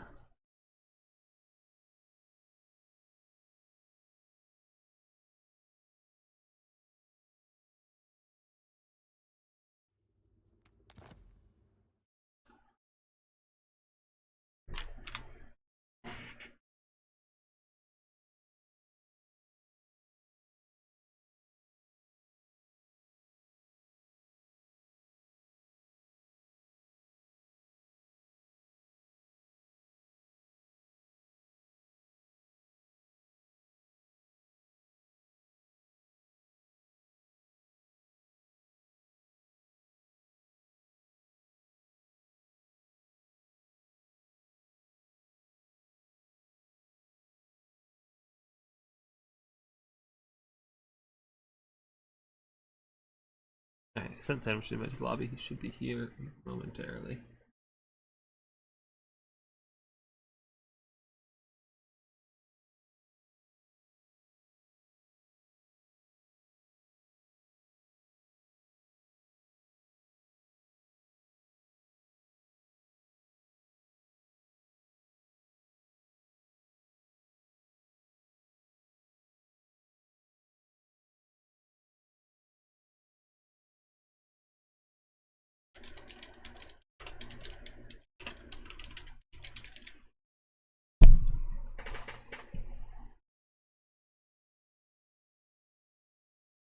Alright, so the finals are a best of 3, which will still be the same factions.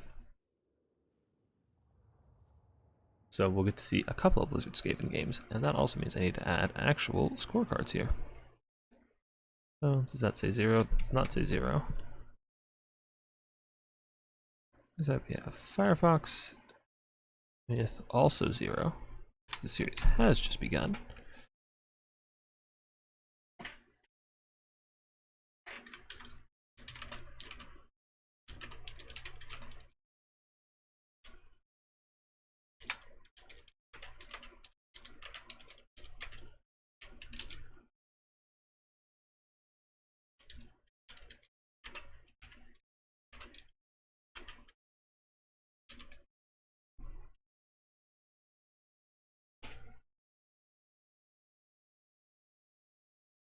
Yes, our players will be sticking on the same factions and playing this entire tournament for the duration of this best of 3.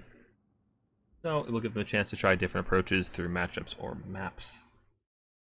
Maps for the finals are Itza, Broken Leg, and Death's Pass.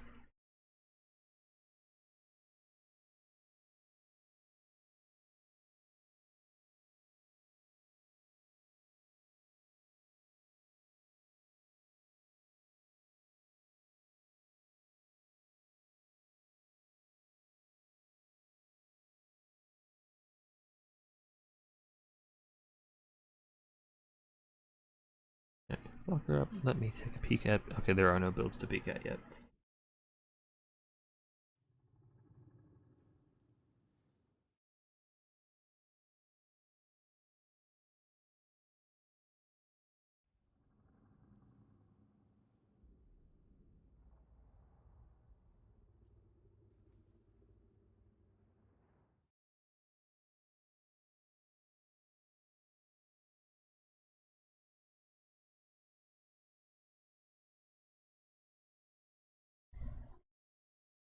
The question is, will Fire Sunk bring the source, even versus potentially AP artillery? I don't think it's artillery you're scared of. I think it's the globes. I think globes are a much bigger threat to Saurus, though I suspect, given what we've seen previously, that he probably will. It seems to be his MO.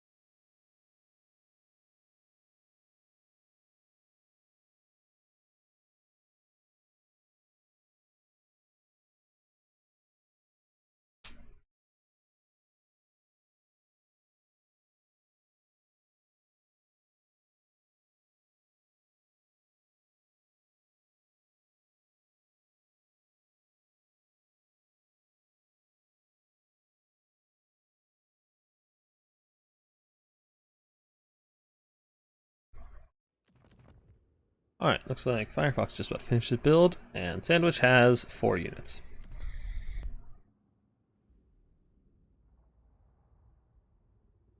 Okay. I feel like I shouldn't be surprised, but my builds anymore, but you know, sometimes people just pull things out that I am not expecting.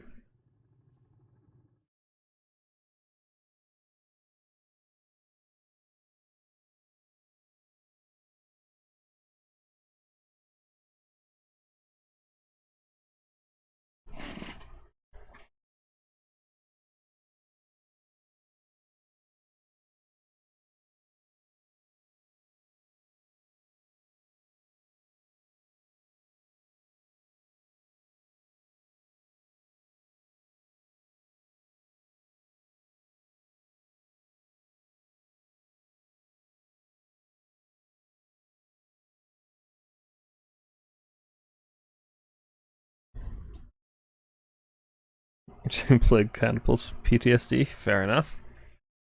Yeah, Skaven artillery is pretty nasty sometimes.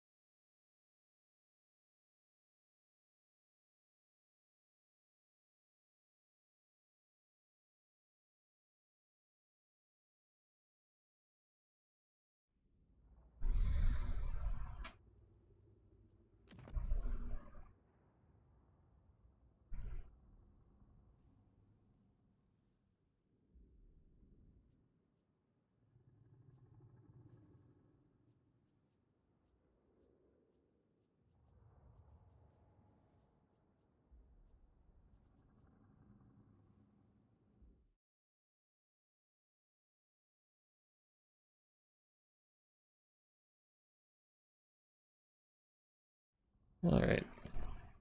Deck builds are just about done. I should be getting in here very, very soon.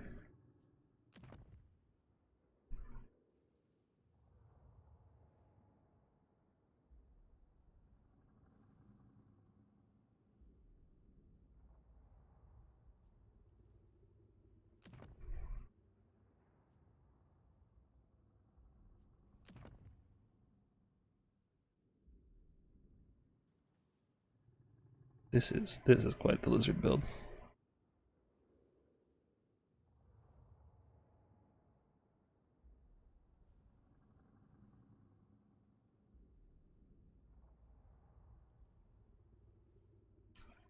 You know, after the last couple games we saw Firefox play, the last game, and we heard accounts of the first game, I kind of expected infantry spam. This surprised me.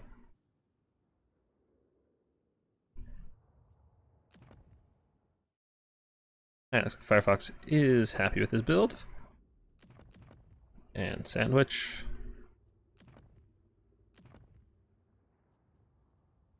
is still waiting.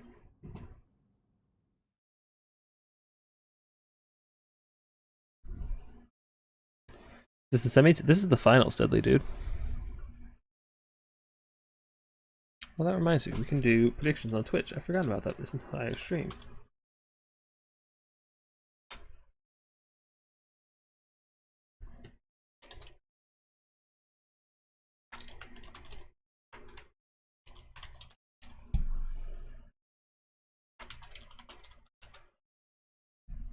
So if you're on Twitch, I am starting a prediction in chat. You can vote through channel points who you think will win, and if you're correct, you will win more channel points.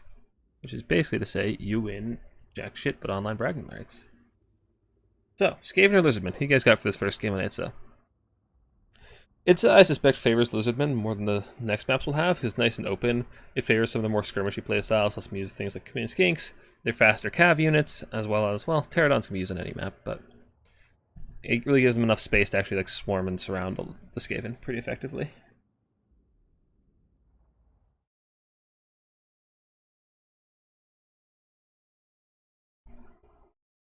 Two arcs, 3 rippers incoming. Yeah. Single limbs turns so fast. Yeah, that's kind of what I was going for, Deadly Dude. I didn't want a super long tournament tonight because, you know, I've had enough like 6 to 8 hour tournaments lately. I just want a nice short one, and that's what we've gotten today. It's only been like what? Like we went for about 3 hours? Yeah. I'm going for 2 hours. I'm streaming for 2 hours and 45 minutes, so it's a nice change of pace. It is usually Skaven favored. So in land battles it was. Like in Warhammer 2. I haven't played it much in Domination, but I would suspect it is still Skaven favored.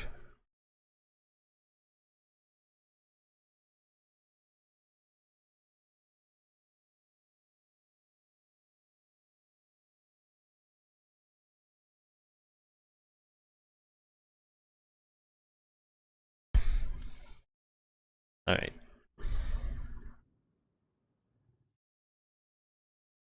To prompt our players to finish their builds.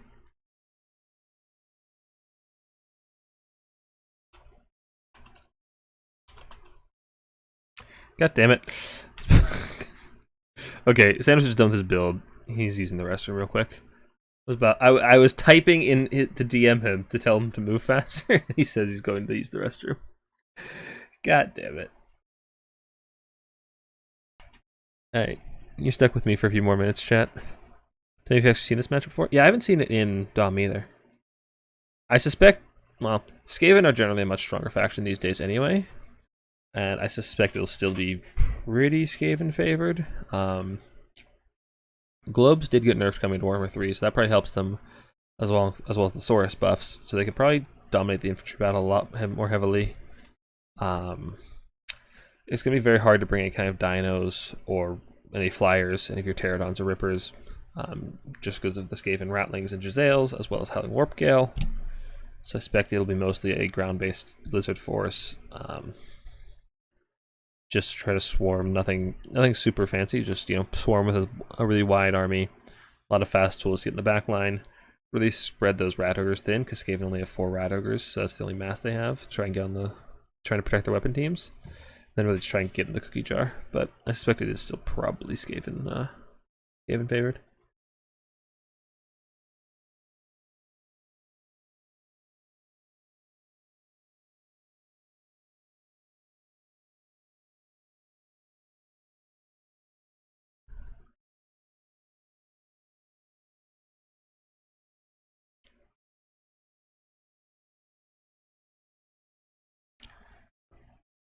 Did you see more memeish builds in Best of 1 too?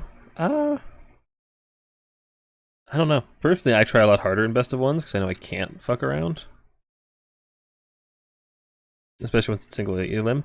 If I'm playing a Best of 3, I know I can fuck around one game and then still win the other 2 and be fine. Or, you know, if I'm playing double elim, I can fuck around and then, you know, just try hard in the lower bracket. Yeah. Thanks for casting. Happy to do it, man. It's a lot of fun. Try to build some meme, but I actually have gotten it to work. Not against all those bodies though. Yeah, the infantry spam is really hard for the Shredder to deal with. Gonna be a lot of skirmish kite. I don't know. I'd be kind of surprised. Are you saying from the side of lizards? I assume, like, you know, a bunch of chameleon skinks, skink jabs, that kind of thing. Kiting Skaven tends to be pretty hard, both because your infantry is quick, but also because their weapon teams tend to outshoot you. So it can be really hard unless you can actually remove those weapon teams, which I don't think the lizardmen can from a distance, really. But it looks like our players are ready, so let's get right into it. Malekith be gone.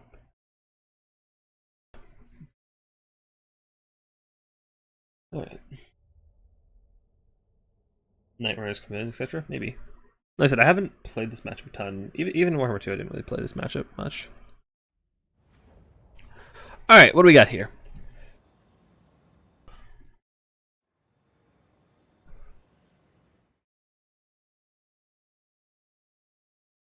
Alright, for the Skaven, we got massive line of just chaff, Skaven slaves, clan rats, mixture, 4 globes, a chieftain on a bonebreaker with, I assume, power grab, Natty Boo with sharpshooters, some rat ogres, and a Skaven slave lord that will be desummoned immediately. Pretty standard Skaven fare. No real long-range shooting outside Natty Boobas, though, so Chameleon Skinks could be a problem. On the other side, we have Firefox sticking to his brand. Chameleons, we have Skink Cohorts, we have Skink Skirmishers, Skink Javs. He actually managed to bring more units than Skaven, both in his starter and overall.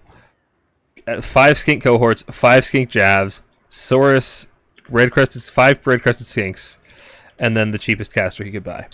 with just the Manticore summon. This seems to be Firefox's MO, and I mean, it's gotten him this far. Why abandon it now? This will allow you to have a really wide formation and really let you get around the sides of the Skaven formation. Because you have plenty up here, get everything around, but you need to be very careful and very slow and make sure everything, like, you need to be very methodical and make sure everything is collapsing at once. Otherwise, Skaven can still shred it, so. This is going to be a lot to micro, so. I'm looking forward to seeing if Firefox is actually up to the task. But those jabs are definitely really good for tearing apart Rat Ogres, which is one of the real big defensive tools. So what I want to see from the Skaven is see them set up like over here. This is the classic like positioning for a missile faction on this map, where you set up right along the white line so your opponent can't flank you from the right, and then to your other side of formation in your spawn zone. And then you just slowly push forward, you take objective 1 immediately, you slowly push towards objective 2 and pressure with missiles until you're ready to take it with enough of a value lead. And that kind of positioning can be very, very difficult for a melee faction to actually compromise. But geez, I don't think I've ever seen a Lizardman army this big. Normally I'm not a fan of skink cohorts, but oh, these are Chevron a lot of the time too. But against clan rats and Skaven slaves, they'll do the job. They'll win in melee against those things, I suspect. I mean, they'll definitely dominate Skaven slaves. I assume they'll beat clan rats. Maybe they won't. No, they're pretty similar in stats. I mean, it's not going to matter. They both can get shit on by globes. Okay, Skaven are actually opting to take the high ground, which is not what I expected. The problem with this is it leaves you much more open to being flanked through this way, as well as, well, through your spawn, which is still, you know, the spawn is safer, but this way you don't have your side to a white line, which is a bit more risky, but it does give you the high ground, and it gives you these pillars, which, you know, are a blessing or a curse, depending on how you see it, because these pillars tend to fuck up pathing really, really badly. So, yeah. Things actually lose versus clan rats, or used to? Okay. So in a 1-to-1, but again, there'll probably be globe interference. They're probably both going to die, to be perfectly honest. Like, that's probably what will happen. So, yeah. And like I said, this is what I wanted to see out of Firefox. Just be patient. Don't rush this Skaven before you have to. Skaven, both sides are actually banking a lot of money. Nobody's summoned anything yet. Natty Boobos are going to start shooting into the Skink Caster, and he is very, very squishy, so if Firefox doesn't identify this threat quickly, you'll be in a lot of trouble. Skaven have summoned Icket Claw, pretty common. Cleansing Rune, Death Frenzy, Howling Warp Yell, as well as Unlimited Power, and Brass Orb. Pretty common Skaven fare, and yeah. Okay, Firefox realizes what's happening, but he's still taking quite a bit of damage from the opening volley. But this is just so much skink meat. There's so many lizard bodies for this Skaven to chew through. But because Skaven have this one objective, they have plenty of time to just sit back and shoot with, you know, Natty Boos. The problem is they don't have any really long-range shooting. They've got mostly globes. They are prepared to be rushed, but they can't really force their opponent to rush them ahead of time. They don't have any pressure on this center objective unless they actually push forward pretty heavily. That said, Firefox isn't actually taking much use of this high ground, all this space he can use to flank. So it's going to be mostly a straight shot forward and through their spawn, which can be very, very risky. Those Skaven are probably a faction you're not really as scared of the reinforcements as perhaps some other factions. Because even if they summon infantry on top of you, well, you're probably just going to run right through infantry. Icket is just running through. He's on his Doomflare, so he'll do reasonable damage. He'll keep moving. It's not like there's anything here with enough mass to stop him. That said, a little bit risky. If there's some maybe Feral Cold Wound, something could stop him. But nah, nothing really to stop him, so might as well take the damage you can get. Manticore coming in, that'll stop him. Icket needs to leave now. Front lines are collapsing. These globes are a bit exposed. They need to move. They need to tuck into the formation. The Skaven really need to pivot their formation to face like this, so that they're actually facing the lizards head on. Kind of Vulcan Tail Slash coming in, Wolf Ratters coming in to pound the skinks. But now this is the problem. This lizardmen don't have a very wide front, so they can't actually make use of all of these units in the backfield. These ones need to come in at the same time as well, but there's so many units in the backfield that aren't being utilized at the moment, which can be a problem. With a rush like this, you really need everything collapsing at the same time. So Ratters are just pounding in, and yeah, these skinks are taking a ton of damage. Globes are firing, doing a lot of damage to all these piled up bodies. Though they're doing damage to friend and foe alike, they're still doing quite a bit of work. It gets being hounded by the Manticore. He really needs to pull through some of those Rat Ogres to try and get it tied up. But it could be a bit of trouble. Skink servers are coming for the cheeky backup. They're stocked, I believe. Are they not? No, they're not stocked. You can see them. They're just Skaven are just electing to ignore them. Skaven really need the rest of their units active, turn and deal with threats on all sides. But so far, Skaven are trading up a little bit in value, not a ton just yet. But those globes are still online, which means the lizards are in trouble. You really need to cut down to the globes. The globes are the Skaven's win condition, the only way you lose. Rat Ogres are taking a lot of damage from skink jabs. They have very, very high damage out for their price, which makes them very good for some of those lightly armored monster infantry. More Sora Spear coming in, and skinks do get the backup. The lizards do get the backup. be really problematic for the Skaven. Skaven need to be on the objective, but my god, look at this mosh pit.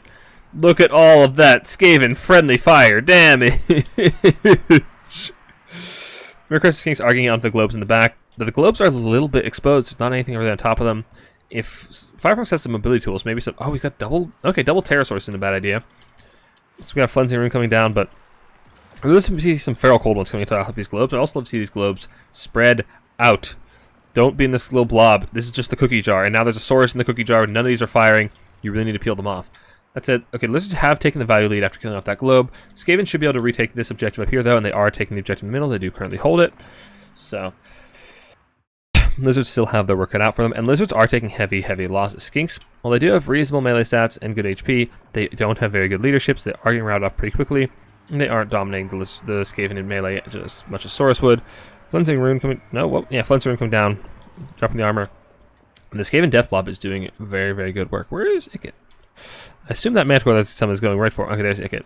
I assume the Manticore is coming right for him. He needs to be very careful and keep moving. Where's the Skaven Chieftain? No idea. Skaven are taking back objective number 1. And objective number 2 is currently in the grass, but with more and more Saurus Spears coming in, and with the globes currently otherwise occupied, the Saurus Spears will dominate most of what the Skaven have in melee. They really need to get these globes up here, and they need to really rally all these clan rats and push them back towards the center. This is all infantry, but this is very micro-intensive. There are massive armies for both players. It's going to be very troublesome to control this entire army. So we have a Skaven detachment coming over here to try and take objective number 3, which wouldn't be a bad idea, but you're kind of ceding objective number 2 if you do that. Looks like the Skaven backline has largely stabilized. The globes are sitting here firing, which is really safe. Giselles are firing, I assume, into the dinos, which is perfect. There's nothing you can really remove them. There's the Chieftain. But Lizards seem taking a lot of heavy losses, while the Skaven are still staying in tight, compact groups, which is keeping them fighting and keeping them alive way longer than they have any right to. More globes rallying on the high ground, and as you've probably seen before, just a couple of globes are still enough to cause a lot of problems. Night Runners, a skull coming down, doing good damage. And that Feral Bastillion taking a lot of damage from Natty Boobas. Natty Boobas will tear them apart very quickly. And yeah, Skaven backfield is pretty secure for the moment. What happened here? Did you kill a Manticore? Oh my goodness, you did. Wolf Rats are nasty, dude. They're vicious. 0 damage. Okay, it was the D-summon. So this is looking pretty good for Skaven, I think. The Lizardman army is in tatters. Like, a lot of their skinks are routed. Some of them are routing right over the enemy units, which is a bit questionable. Like, Skaven need to turn around and deal with these Montpel, these units that can't, rally and flank you. Rippers coming in could be a huge problem. Howling Warpgale is unavailable for Ikit, but Rippers could still pose a huge problem with only one Giselle to shoot them down. Feral Coldness coming in, which could be another menace if you can get them on top of your globes, but I think Firefox is suffering the penalties of just a little bit of sloppy engage. He didn't have all of his units engaged at the same time. He didn't have things disrupting the globes, and you really need that. I think maybe in spite of Howling Warpgale, you maybe need to bring some Pterodons to drop them on the globes so they can't fire while you approach with his infantry build. It's kind of micro-intensive, but I feel like you really need to do it. Globes are getting collapsed on by the rallied skinks, which is a clever play from Firefox. There's still 2 more sitting here firing. And honestly, they've done their job for the most part. Most of this lizard infantry has been beaten to a pulp. And yeah, lizards don't look like they have that much left in the field to actually hold objectives. Bastillodons are still fighting strong, but they're surrounded by rat ogres and night runners and a chieftain. They won't be that long for this world. Rippers are going to be a real problem, but I don't know if there's a Warpgale coming down. Natty Boobas could tear them apart. But honestly, if they just get run out by a blob of spears, they could be in a lot of trouble as well. Or rattling guns. Where's the Howling Warpgale and rattling gun will also take care of those guys really quickly for you. I played a lot of games against Skaven. He definitely loves his rattling guns. I'm not surprised to see that. Skaven do have a 3-cap for the moment. Lizards are taking back objective number 1 with just a Skink Skirmisher and a Feral Cold One. So I don't know if they'll be able to hold that, but Skaven have a pretty solid hold over the center of the map as well as the right side. So this is looking pretty good for Skaven so far. So the Rippers are going to be able to tear apart all these globes very quickly. These rattling guns really need to get in there and do their work, and they are. Look at those bad boys tear into their own globes. Again, it wouldn't be Skaven without friendly fire. They're doing good damage, though. They are suppressing as well, so they're getting slowed. Looks like Flensing Rune coming down to the Skink cohorts, Bastillodon, as well as the Red Crested Skinks. Doing some excellent work. And the Rippers are getting shredded. They are also, like I said, getting suppressed, so their speed is reduced quite substantially. And they are wavering already. If the rattling guns can get off another volley before getting compromised, they should be able to kill them off, especially at that close range. Goodbye, Ripperdactyls. Another Manticore coming in. I assume its target is Ikit, as per usual. You've got other Pterosaurs, so you don't need anything else for that. But now the Skaven forces are starting to wear a little thin. Their infantry is getting worn down. You know, they're routing off pretty quickly. And now there are feral cold ones on the field, which are going to be difficult to shut down, as well as more and more Skaven or lizard infantry coming in. And there's not many globes left. I see a globe over here in low health. I see a globe here. There's nothing else really to kill off all this infantry. That's just being spammed in by Firefox, as seems to be his MO. These globes really need to get behind this infantry blob to stay safe, otherwise these skinks are going to eat them very, very quickly. And doesn't look like it's going to happen. Those skinks are going to get right on top of those globes, and that is a big misplay from the side of Sandwich. You really need those globes firing. It's the only thing you have to kill these Saurus. Said, what do we have? Oh, that's a rally. Why did I get a notification about that rally? What does that sound? Sorry. ADHD moment. Rat ogres coming to take objective number 1. Skinks, lizards. I keep wanting to call them skinks. That's not the faction name. Lizards are going to commit something up here to actually hold this objective back. Eshin Triad actually getting top of the Skink Priest. Skink Priest isn't large. The Eshin Triad will still do good work against the armor sundering and AP. They'll take them apart pretty quickly. So the Chieftain can come over and help out. So, Feral Cold ones try and try and peel it off. The Eshin Triad should tear those guys apart very, very quickly. Skaven up about 1,000 value though. That does, yeah, it's been pretty stable throughout the game so far. Fresh globes coming in, which is exactly what the Skaven need. Although they also need more bodies on the objectives, which I feel like might be a bit of a struggle. Skaven are trying to take back the top objective number 1, and they should be able to do so pretty quickly with the Night Runners coming in, as well as the Wolf Rats and the Rat Ogre help. But Lizards who may take objective number 3, disrupt those globes. But what do we have firing in? Oh, a Plague Cloud Catapult. That's actually a really, really clutch summon. Do a really good job chewing through these Saurus, as well as lowering their leadership. You be careful not to hit Ikit Claw, though, because with his leadership right now, if he gets hit the Contaminate, he's in a lot of trouble. Leadership is low. Okay, he didn't get hit. That's good. He didn't get hit by artillery, he didn't take damage. A lot of these Skaven units in the backfield, these guys really need to be desummoned. Desummon them because you need to be able to resummon them very, very soon. And now that's might be the death knell for the Skaven here if they don't. Okay, there's the guys cleaning up all his backfield, which is good. These catapults can be very, very hard to assail. That said, there are a couple of Rippers left alive. They can get on that catapult, that'd be huge for the force of Lizardmen. Or even these Red Crests, but something should be able to be summoned in like from here and deal with the Red Crest for you. As the Skaven. Skaven do take a side objective though. Looks like they were trying to take objective number 1. They're still scrapping for it, but I don't know. If you've got this catapult over here, we're seeing the same problem we saw with Sandwich's game against Corn, or against Greenskins, where he's focusing both side objectives instead of just one, and he's going to be in a lot of trouble on either one. You got the catapult focusing this side, you got the Rat Ogres fighting on this side. If you had a consolidated force here and just moved here, I feel like you'd take this objective number 3 really easily, because you're spread up like this. He's in a lot of trouble. That said, he is taking objective number 1. Is he able to protect this catapult? Okay. Red Crests are just idle for the moment, keeping the catapult alive, but honestly, that's more opponent's last micro rather than good play. And there's Clan Arts being some in the middle, which means this catapult is almost forfeit. Really love to see all these units in the backfield be cleaned up. Catapults are chunking in those Red Crest Skinks, and Skaven do take objective number 1. They're down about 100 victory tickets, but that's not enough to force a 3-cap by any means. That said, Skaven have only some spears and a single globe holding objective number 3 against another tide of Lizardman infantry. That said, now that objective 1 is secured, they can just take this whole force and move it right back down to objective 2, though it may not be in time as lizards are capturing very, very rapidly. There aren't any. Oh no, there are some globes here. Perfect. With all these blobbed up lizardsmen, they can take a lot of damage very, very quickly. This is also a summon Manticore, I believe. Yes, it is. So it won't be around very long to keep terror routing. So these Eshin Triads and Night Runners and all this jazz can actually do quite good against this skink blob. Red Crests do get on top of the catapult, but the catapult just detaches the crew, it immediately runs away. The Wolf Rats rallied in the back line to try and take out these guys. Lizardmen do flip the cap in the center, though I don't suspect they'll be able to hold it for very long, with the tide of Skaven coming down from the high ground. Globes are firing in, doing good damage with the Saurus. Chieftain's coming around, but Skaven have left this point undefended, which is going to let the Lizardsmen back cap once again. Vulcan Tail Slashers should be able to shoot these skinks very, very quickly. They have excellent melee stats for a Clan Rat. Skaven are taking back objective number 2 for the moment. And, okay, Wolf Rat's coming in to protect objective 1, deal with the Feral Cold ones. Globes have been compromised, however, but Skaven should have the melee prowess to actually clear all these skinks. A couple of Sword Spears might be an issue, but there's only a few of them, and their leadership shouldn't hold very long. How's that Catapult doing? Catapult is getting back on the piece, and that should be huge for the Lizardmen. Sorry, for the Skaven. You better just shell in and lower the leadership of all of these skink cohorts, as well as doing hefty AP damage. So, Lizardmen do actually have a slight value lead, about 1,300, but I don't know if it's going to be enough, since you can't actually translate that onto the points at the moment. Skaven just have so many bodies on the objective that even though they're doing massive amounts of friendly fire with their globes, I don't know if it's going to be enough to actually take these objectives back. Saurus Spears are going to get overwhelmed with the Clan Rat Spears, Clan Rats, Rat Ogres, Chieftain, Night Runners, everything in the kitchen sink. Wolf Rats coming to peel off the Rippers, trying to keep those globes live, keep them firing, but I don't see a lot left on the field for the Lizardman, and he's not banking a ton of resources, so this is looking pretty good for the Skaven, as they do seem to have just a massive amount of excess resource on the field, whereas opponent is kind of scrounging for scraps at the moment.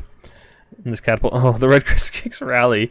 That's so troll. Like, Firefox has been doing a really good job of just cleaning up whatever units rally into his backline and bringing them back to deal with the missile pieces. He's done a very, very good job of that. Now the Wolf Rats are scrambling trying to protect this crew, but I don't know if it's going to be enough. Like, that crew is just offline when it really, really matters, because this melee fight in the middle is probably going to be decisive. One way or the other. I think whoever wins this fight for the center is probably going to win. And if these globes can stay online, that will likely be the Skaven. That said, another Lisbon backcap attempt. There are a lot of Wolf Rats and some Skavens and Spears in the area, though, so they should be able to fend them off. Wolf Rats, if they can get a rear charge on these Skinks, will do a lot of damage. More rallying units that I don't need notifications for. Thank you very much, game. Still, the objective tickets are neck and neck. If Lizardmen are able to backcap, that'll be huge for them. And, oh, nice. Baits the charge with one Wolf Rat, rear charge with the other, and then lets the charge happen anyway. Nice. Really need to charge those Feral Cold ones. They have much bigger damage threat. Skinks do okay, but not great. Skaven do seem to be the dominant force in the center of the map, though, as these globes have been allowed to fire for far too long, honestly. And now the excess forces in the center are being diverted to the high ground, and Skaven should be able to hold that objective for the long term. And yeah, I think Skaven's in a pretty good spot to take this, despite being at a hefty value disadvantage. I haven't seen Ikit in a while. Did Ikit die to one of those Manticores when I wasn't noticing? I really wish it would tell me when the Lord died. Sometimes it's buggy and just doesn't tell you. So a lot of Skaven infantry on the center objective are pretty damaged, and Skaven leadership is notoriously flimsy. That said, the Chieftain tech does mitigate that quite a bit, and I think Lizardmen don't quite have the time to chew through all of these bodies on the objective. Skink cohorts losing it for Lizardmen? I don't know. I think they're definitely a decent idea. You need as many as you can. I think it was mostly... I think the initial engage really hurt Firefox. A lot of his units were idle during the engage. He didn't have everything collapsing at once, and the globes were allowed to fire for just far too long and just chewed through so much of his infantry. Said, Bastildon coming in, the Terror will do a good job clearing off these Clan Rat Spears. But at this point, do they have to 3-cap? No, not quite. Okay. Nope, now, yeah, okay. Lisbon do have to 3-cap, but Skaven just have so many forces on the field. They've still got 22 units on the field to the 11 of the Lizardmen.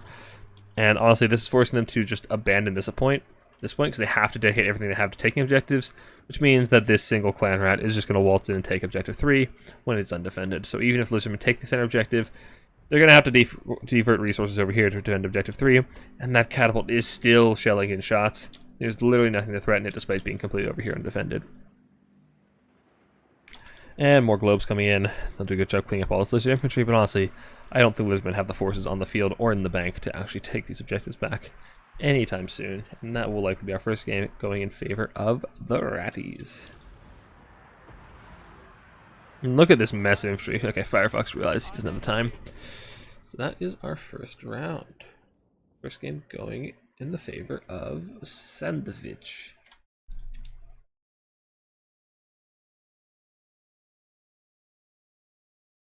That was kind of a mess, I'll be honest. There were some massive armies, and those taxing both our players' micro very heavily, we could see. But yeah, globes were just allowed to fire for far too long, I think. And honestly, the Skaven did reasonably well in melee. The Skinks, yeah, they may beat them 1-on-1, but as soon as a single globe volley comes in, or a couple of Rat Ogres are there, or a Flensing Ruin, it probably goes the other way. And Ikit did that, the Manticore, but I don't know, I'm not a big fan of just the Manticore Summoner. Yeah, I'd like to see Firefox take a different approach in the second matchup. Maybe take some Pterodons, try to disrupt the missile units. Pterodons are really, really good at disrupting enemy missile units. You know, they drop the rock on them to knock them over, do a lot of damage, and then they drop in and finish them off in melee. It's a very, very effective 1-2 combo, and honestly, just spamming infantry has never been that effective against Skaven. Skaven excel at clearing large amounts of infantry with their globes, mortars, plague catapults, whatever. Skaven are really, really good at dealing with that.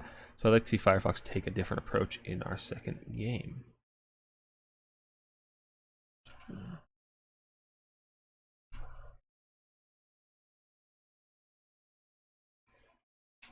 Lizards need more dive units. Yeah, that's what I'm thinking. I think they need some Pterodons for that reason. Just take 600 gold pterodons. If they spread them out, if one gets Howling Warp Galed, oh well. It's not the end of the world. At least nowadays they're better at directing friendly fire, given globes. Yeah, a little bit. Yeah, it was still a pretty close game. I think if Firefox was a little cleaner on the initial engage, gets all the units to collapse at once, and have either Feral Cold Ones or Pterodons actually jump on the globes initially, I think he could have pulled that out. Okay, that was a really close game. I think that initial engage was a little bit cleaner. Firefox would have been in a good spot. What's happening?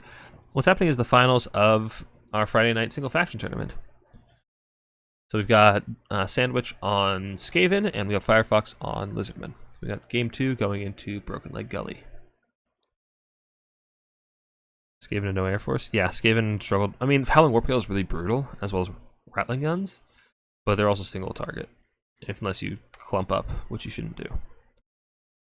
But that also means, like, Skaven have to very heavily commit to deal with the Air Force. You know, Rattling Guns, Howling Warp Gale, Giselles, and they can do that. But if they do that, that's money they're not putting in to deal with your front line. So forcing them to split their attention like that can be very effective, especially since it also taxes their micro.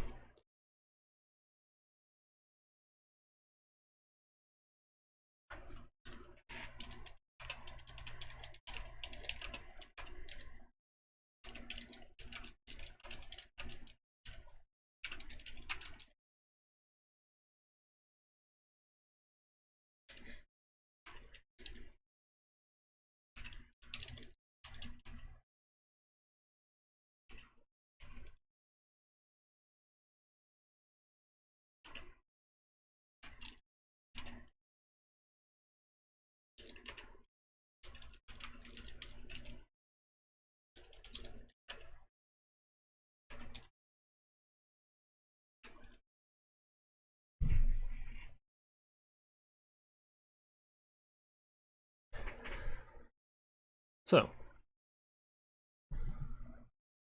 go predictions. Skaven. So, once again, if you're watching on Twitch, you're doing predictions in the chat. You can wager channel points to see, you can guess if you can predict the winner of the next game.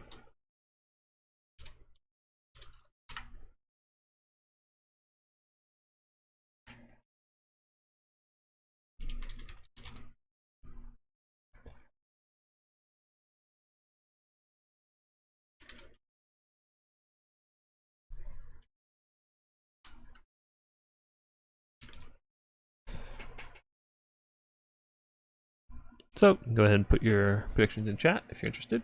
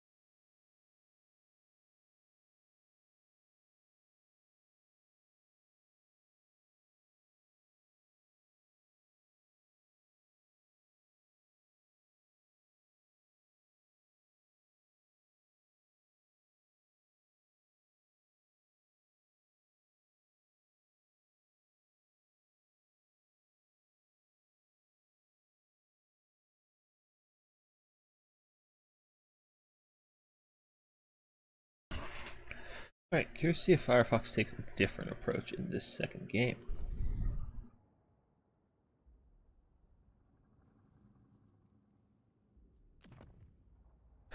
Like I said, I'd like to see him a little slower on the approach. Summon in the dive units you need, whether they be Pterodons, Feral Cold Ones, anything like that. And then make sure all of your units are crashing all at once. That said, the map terrain on this, Broken Leg Gully, makes it a little bit different dynamic, because it's not going to be just a straight box you're assaulting. So it's going to be a little more about playing the map and actually getting those good engagements. So does add a bit of a different dynamic on this map.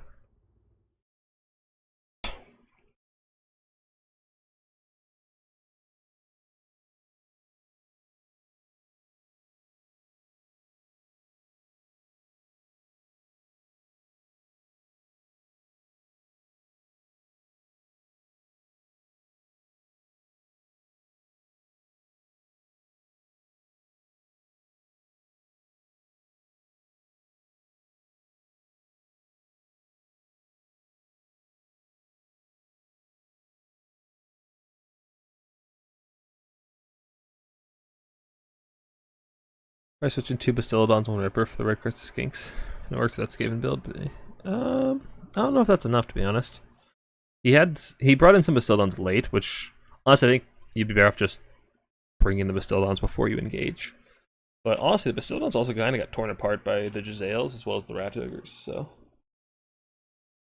I'm not sure if that's enough.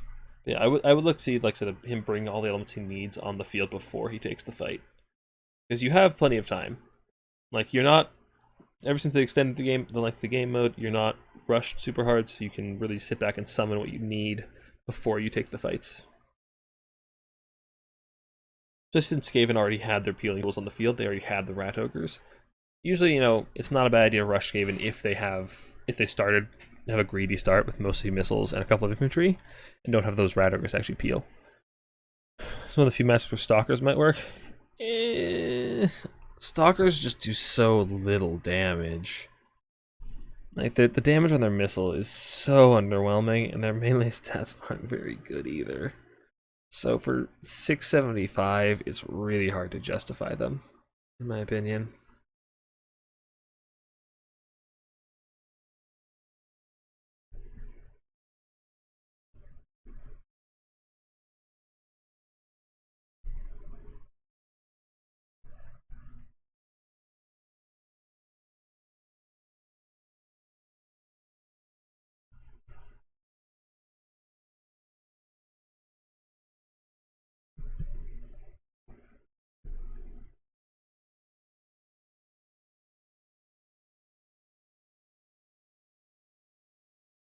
Alright, looks like our players have made whatever adjustments they want, and we are good to go.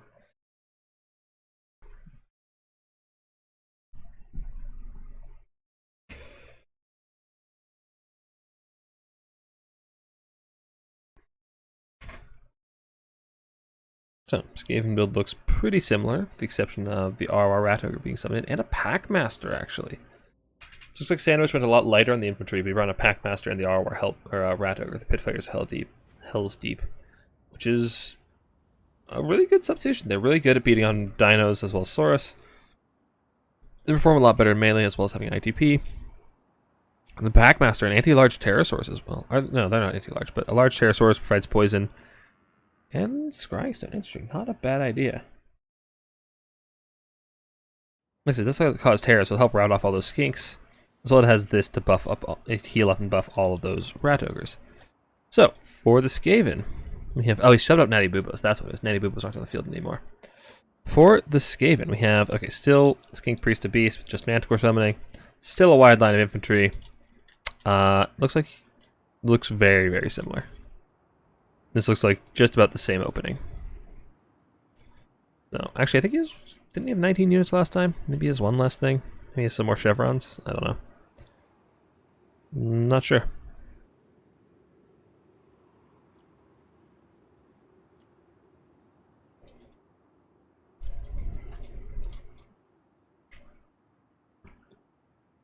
Alright.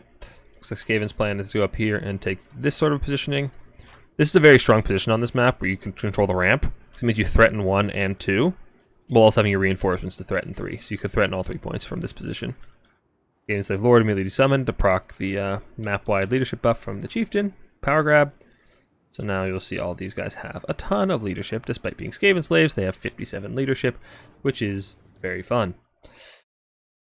Forward to ass clapping tomorrow. Yeah, look forward to it too. That should be a lot of fun tomorrow. Happy to have you. Alright. Of course, I keep wanting to call them skinks or saurus. They're not. They're lizards. Lizards splitting up quite heavily.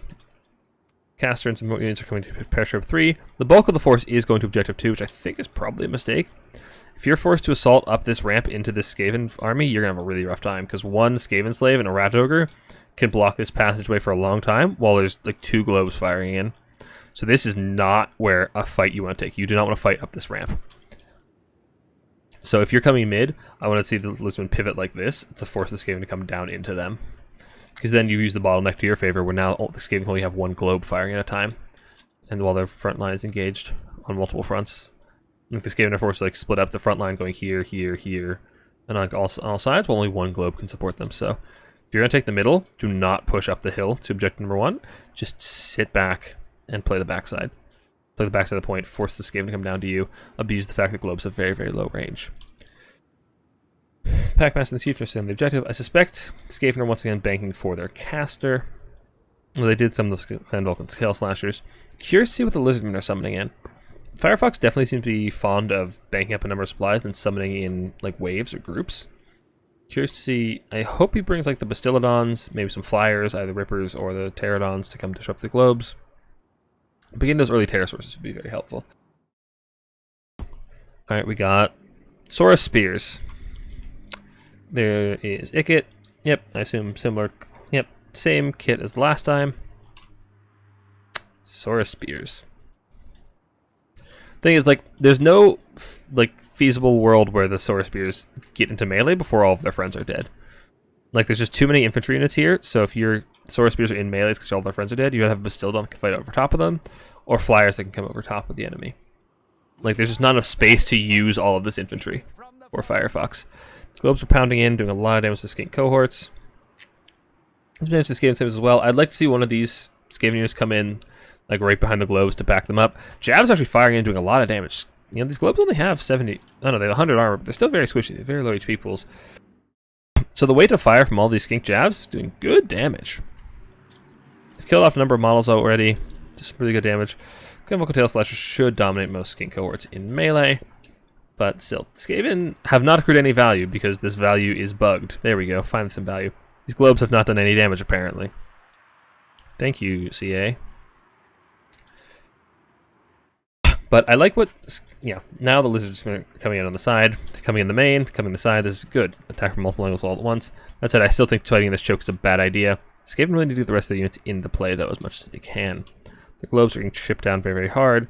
And they need something more here to protect against all these red crests. More globes coming in from the main. Where is Ikit in the cat? Okay, Ikit's just front and center. Oh, excuse me. Manticore summoned. I assume he's going right after Ikit again. As per last time. Really need more of these clan rats piling into the breach to protect these globes. Keep them alive as much as you can. Globes are really your win condition here as Skaven, so you need to keep them alive as much as you can. Packmaster's doing a good job keeping the kinks occupied. The Ratters coming to peel them as well. Globes are doing good damage, as they tend to do. Yeah, Clan Vulcan Tail Slashers dominates Skinks in melee. Chieftain is getting surrounded a little bit, but that's a fat Flensing Ruin bait. Mantors come in, it gets there as well, but Globes and Flensing Ruin will just chunk through all these infantry very, very quickly. That said, they need to keep kiting a little bit. Anything on the backside? Nope, Skaven are opting not to contest their home objective. Javs and Skinks won't do very well against those globes and the Clan Vulcan Tail Slashers. Skaven has a very solid hold on objective 1. Packmaster's blocking up all these red crests and allowing the globes to fire in, as well as just, yeah, the Rat Ogres are just dominating the lizards in melee. Jav's doing a lot of damage to the globes, but not enough. I'd really love to see some Pterodons. Like, just eat the Howling Warpgale, keep going. There's nothing really here to even punish with Howling Warpgale. There's no guns. So if you get Howling Warpgale, like, what's the worst that can happen? Like, there's no follow-through for that punch. Another Flensing Rune coming in, doing a lot of damage to all these units, all these bunch-up units. Skaven are a massive value lead. Despite their first few allies not even showing up, I'd love to see this Packmaster turn around and try to tear out off these red crests, as well as these guys come in. Why do you have these guys tactical reserves, Sandwich? Get your rats in the fight. Still, globes are firing away and being a real nuisance. These guys... Oh no, those are clan rats, not globes. I don't know what I'm talking about. Another Manticore summon coming in very, very early. Probably going right into that blob after Ikit if he can, or after maybe the Chieftain. Chieftain might be a more valuable target. If you remove that leadership buff from the entire Skaven army, that could be very, very big. We have Plague Cloud Catapults coming in. Be very little careful at Skink cohort right in front of you, but as we discussed before, the leadership debuff. The Manticore's going for the globes. Not a bad idea. It'll stop them from firing, but it won't kill them very, very quickly, so... But the Skaven are starting to muscle their way into the center objective while also holding objective number 1. Doing a very, very good job shooting through all these swords on the high ground. Just yeah, the Packmaster Terror route. I like this Packmaster tech. Just look at all these buffs. Yeah, running with the pack to heal up the Rat Ogres. Using the Rat Ogres just hold this objective while the rest of the force pressures objective too. I like it. Wolf Rats coming in to just clean up some skinks. Red Crests are coming around the side to try and get on that catapult, but that's a very ambitious play. Just flanking through your opponent's spawn. It's a little disrespectful, but also like you kind of have to do it in this position, I feel like, unless you have Pterodons. You need Pterodons to deal with missile factions like this as lizards. It's what they're best at. It's what they do. Globes are still allowed to fire in, and you're not going to take this objective if you can't not shut down those globes. Like if you play against Skaven, you know how devastating globes can be. Like their missile strength is so high, they're explosive, and the poison wind effect is devastating. Chieftain is taking a lot of damage, but the catapult is just luring all the leadership, and Skaven have taken the center objective. They're down about 2-1 objective tickets, but it's only about 250 in total, so they should be able to retake that difference very, very quickly. Yeah, double Wolf Rat summon on top of these Red Crests. Red Crests, despite their decent damage output, their melee defense is very, very low at 19, so Wolf Rats will do a lot of damage to them very, very quickly. And this is looking pretty rough for the lizards. Yeah, the Saurus are getting dominated on the high ground. And now we're seeing the same problem with lizards that we saw the Skaven do last game, where he's trying to fight all 3 objectives simultaneously, and he's losing out across the board. Like, it's... Unless you have a very, very severe mobility advantage, if you're playing like Slanesh or something, then it's very hard to actually fight all 3 objectives. Rippers coming in, curious what their target's going to be. Howling Warpwheel coming in, they'll get hit with globes. Like I said, there's still not a lot of 1-2 punch here. Like, there's not really a huge amount of follow-up. Globes running low on ammo as well, so that could be an upside for the lizards, but they're in a lot of trouble. Yeah, see, these guys are getting shot by the globes. They're not taking much damage. Not taking much damage at all. These guys will be free in a second. Okay, another globe firing on them, but still, compared to if that was a Rattling gun, those guys are doing quite well. That's it. Okay, more Rat Ogres coming in. I was half expecting there to be a Rattling gun summoned in as I was saying that. But yeah. Like, now imagine instead of a Ripper, you had 2 600 gold Pterodons for only 100 more. And then you could get one unleashed into the globes. And they'll actually, like, with the rock trap, they'll kill the globes. It's kind of micro-intensive, but it's really, really effective. It's really effective. It's the oldest lizardman trick in the book. Yeah. On the high ground, the Skaven blob is just doing very, very well with the Packmaster to heal it up. In the middle, some of the globes are going to jump on the Rippers, but with Ikit dropping these Flensing Runes over and over again, just on all these blobs. Rat Ogres coming in. They're going to kill off the globes, but it's a little too late. There's still 3 other globes firing. These globes are almost out of ammo. They've spent most of their ammo. They have tons of kills, tons of damage done. It's really problematic. And honestly, I wouldn't mind seeing one of these Wolf Rats that's floating around come over here and try to cap this objective. Nothing's about defending objective 3, so you can just send a Wolf Rat over there and take it if you're the Skaven. And yeah, Ripperdactyl is getting beaten down by the Rat Ogres, with the Chieftain coming in. Still on this point, but it won't last very long. It's those Rat Ogres as well. Spears could be a bit of a problem. The globes are being forced to kite, but honestly, they're almost out of ammo, so you might as well just let them be. This one should kite. Yeah, that one has enough ammo to be useful still, but have these guys been here this entire game? These are the ones I told Tactical Reserves before. Have they been here this entire game? That triggers me, I'll be honest. That kind of triggers me. What do we have coming in there? Is that another Flensing Rune? Not sure what that was. But, yeah. Wolf Rats coming in the high ground. They should be able to clear these skinks pretty quickly. Like I said, they have very high DPS for a dog unit. Just in general, they have excellent damage output. Globes rally on the high ground. Not a lot of models, but still plenty of ammo, so they're still quite a threat. But still done is chasing her out of the Manticore chasing around Ikit. Look at that. It's a very silly little chase. Look at that ethereal Manticore just trying to chase the little rat on his wheel. But unfortunately, Chariots tend to be carried buggy and they're running away, so we'll have a hard time connecting, and the summon does wear off. And the Plague of Catapults are just shelling in, reducing the leadership, and just pounding them with damage. This is looking pretty bad for the lizards, I'll be honest. Skaven are more than 2,000 value. They're pressuring for a 3 cap. Red Crested Skinks can try to contest, but honestly, I think this is a bit doomed. The globes are still alive. I mean, they've all spent their ammo, which is an upside. They're almost out of ammo. But that still feels real bad. The fact that they've been able to spend all their ammo feels really bad for the lizards. If you're the lizards, like, what do you have on the battlefield left? Like, most of your infantry is all over here in tatters, absolutely shattered. You'll be able to hold this objective for a little bit, but honestly, these Red Crested Skinks, we saw what the Wolf Rats did them last time. These guys can get a rear charge, then the Red Skinks turn around to fight these ones. The other two can rear charge. It's going to be really, really rough. there's not a whole lot that the Lizardman player can do to mitigate that, really. Yeah, he'll get one, but the Wolf Rats will still capture, which seems to be their objective. Another Flensing Rune come down on the caster. Now the caster's in melee with the Pit Fighters. Pit Fighters should tear them apart, and they've gotten 130 kills of their own. Jeez.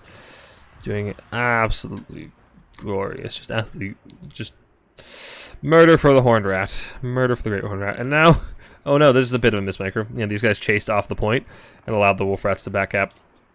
This should take this point. Yeah, so that's a triple cap for Skaven. The Wolf Rats, as we saw before, will tear these guys apart. Wolf Rats have just insane damage output. Yeah, just tearing apart those little lizards. And like, look at their HP just melt away. Look at that. Look at that. More Skinks coming to help them, but I think this is probably GG in favor of the Skaven. So for those who were wondering before, I think it's probably still a Skaven favorite matchup, though I think like the infantry mass build isn't entirely optimal, especially on this map. Like, Firefox had the problem of like all of his units were sitting over here unable to get into melee without walking through their own troops. Like, there's just not enough room to get in melee, and yeah, Firefox realizes there's no chance to get back to these objectives, and that will be our tournament going to Sandwich. Still, very valiant attempt. I can't help but think like a couple of Pterodons would have gone a long way. And yeah, look at this globe value, 1,200. That one got shut down. 1,200. There were more in reinforcements. 900. And yeah, I feel like you just had so much infantry, like you couldn't get it all into melee at once, so it just sat around doing nothing. Wherein you could have had flyers over the top, or cav, or Pharaoh Cold ones around the side. But yeah, still, GG, well played to our players.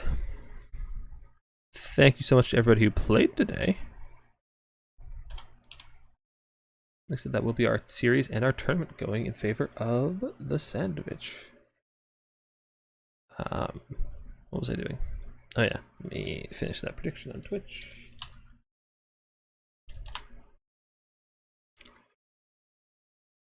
So, thank you all so much for watching.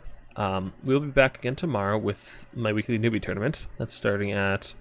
The tournament starts around 1 PM EST. The stream will probably start around 4 or 5, depending on how many players we have show up. So if you're interested in joining us for that, again, we'll be back to the same platforms, Twitch and YouTube. But if you want to play in it, I've got links in Twitch bio or in YouTube description, so please check it out. And that, thank you all so much for watching. I will see you guys all tomorrow.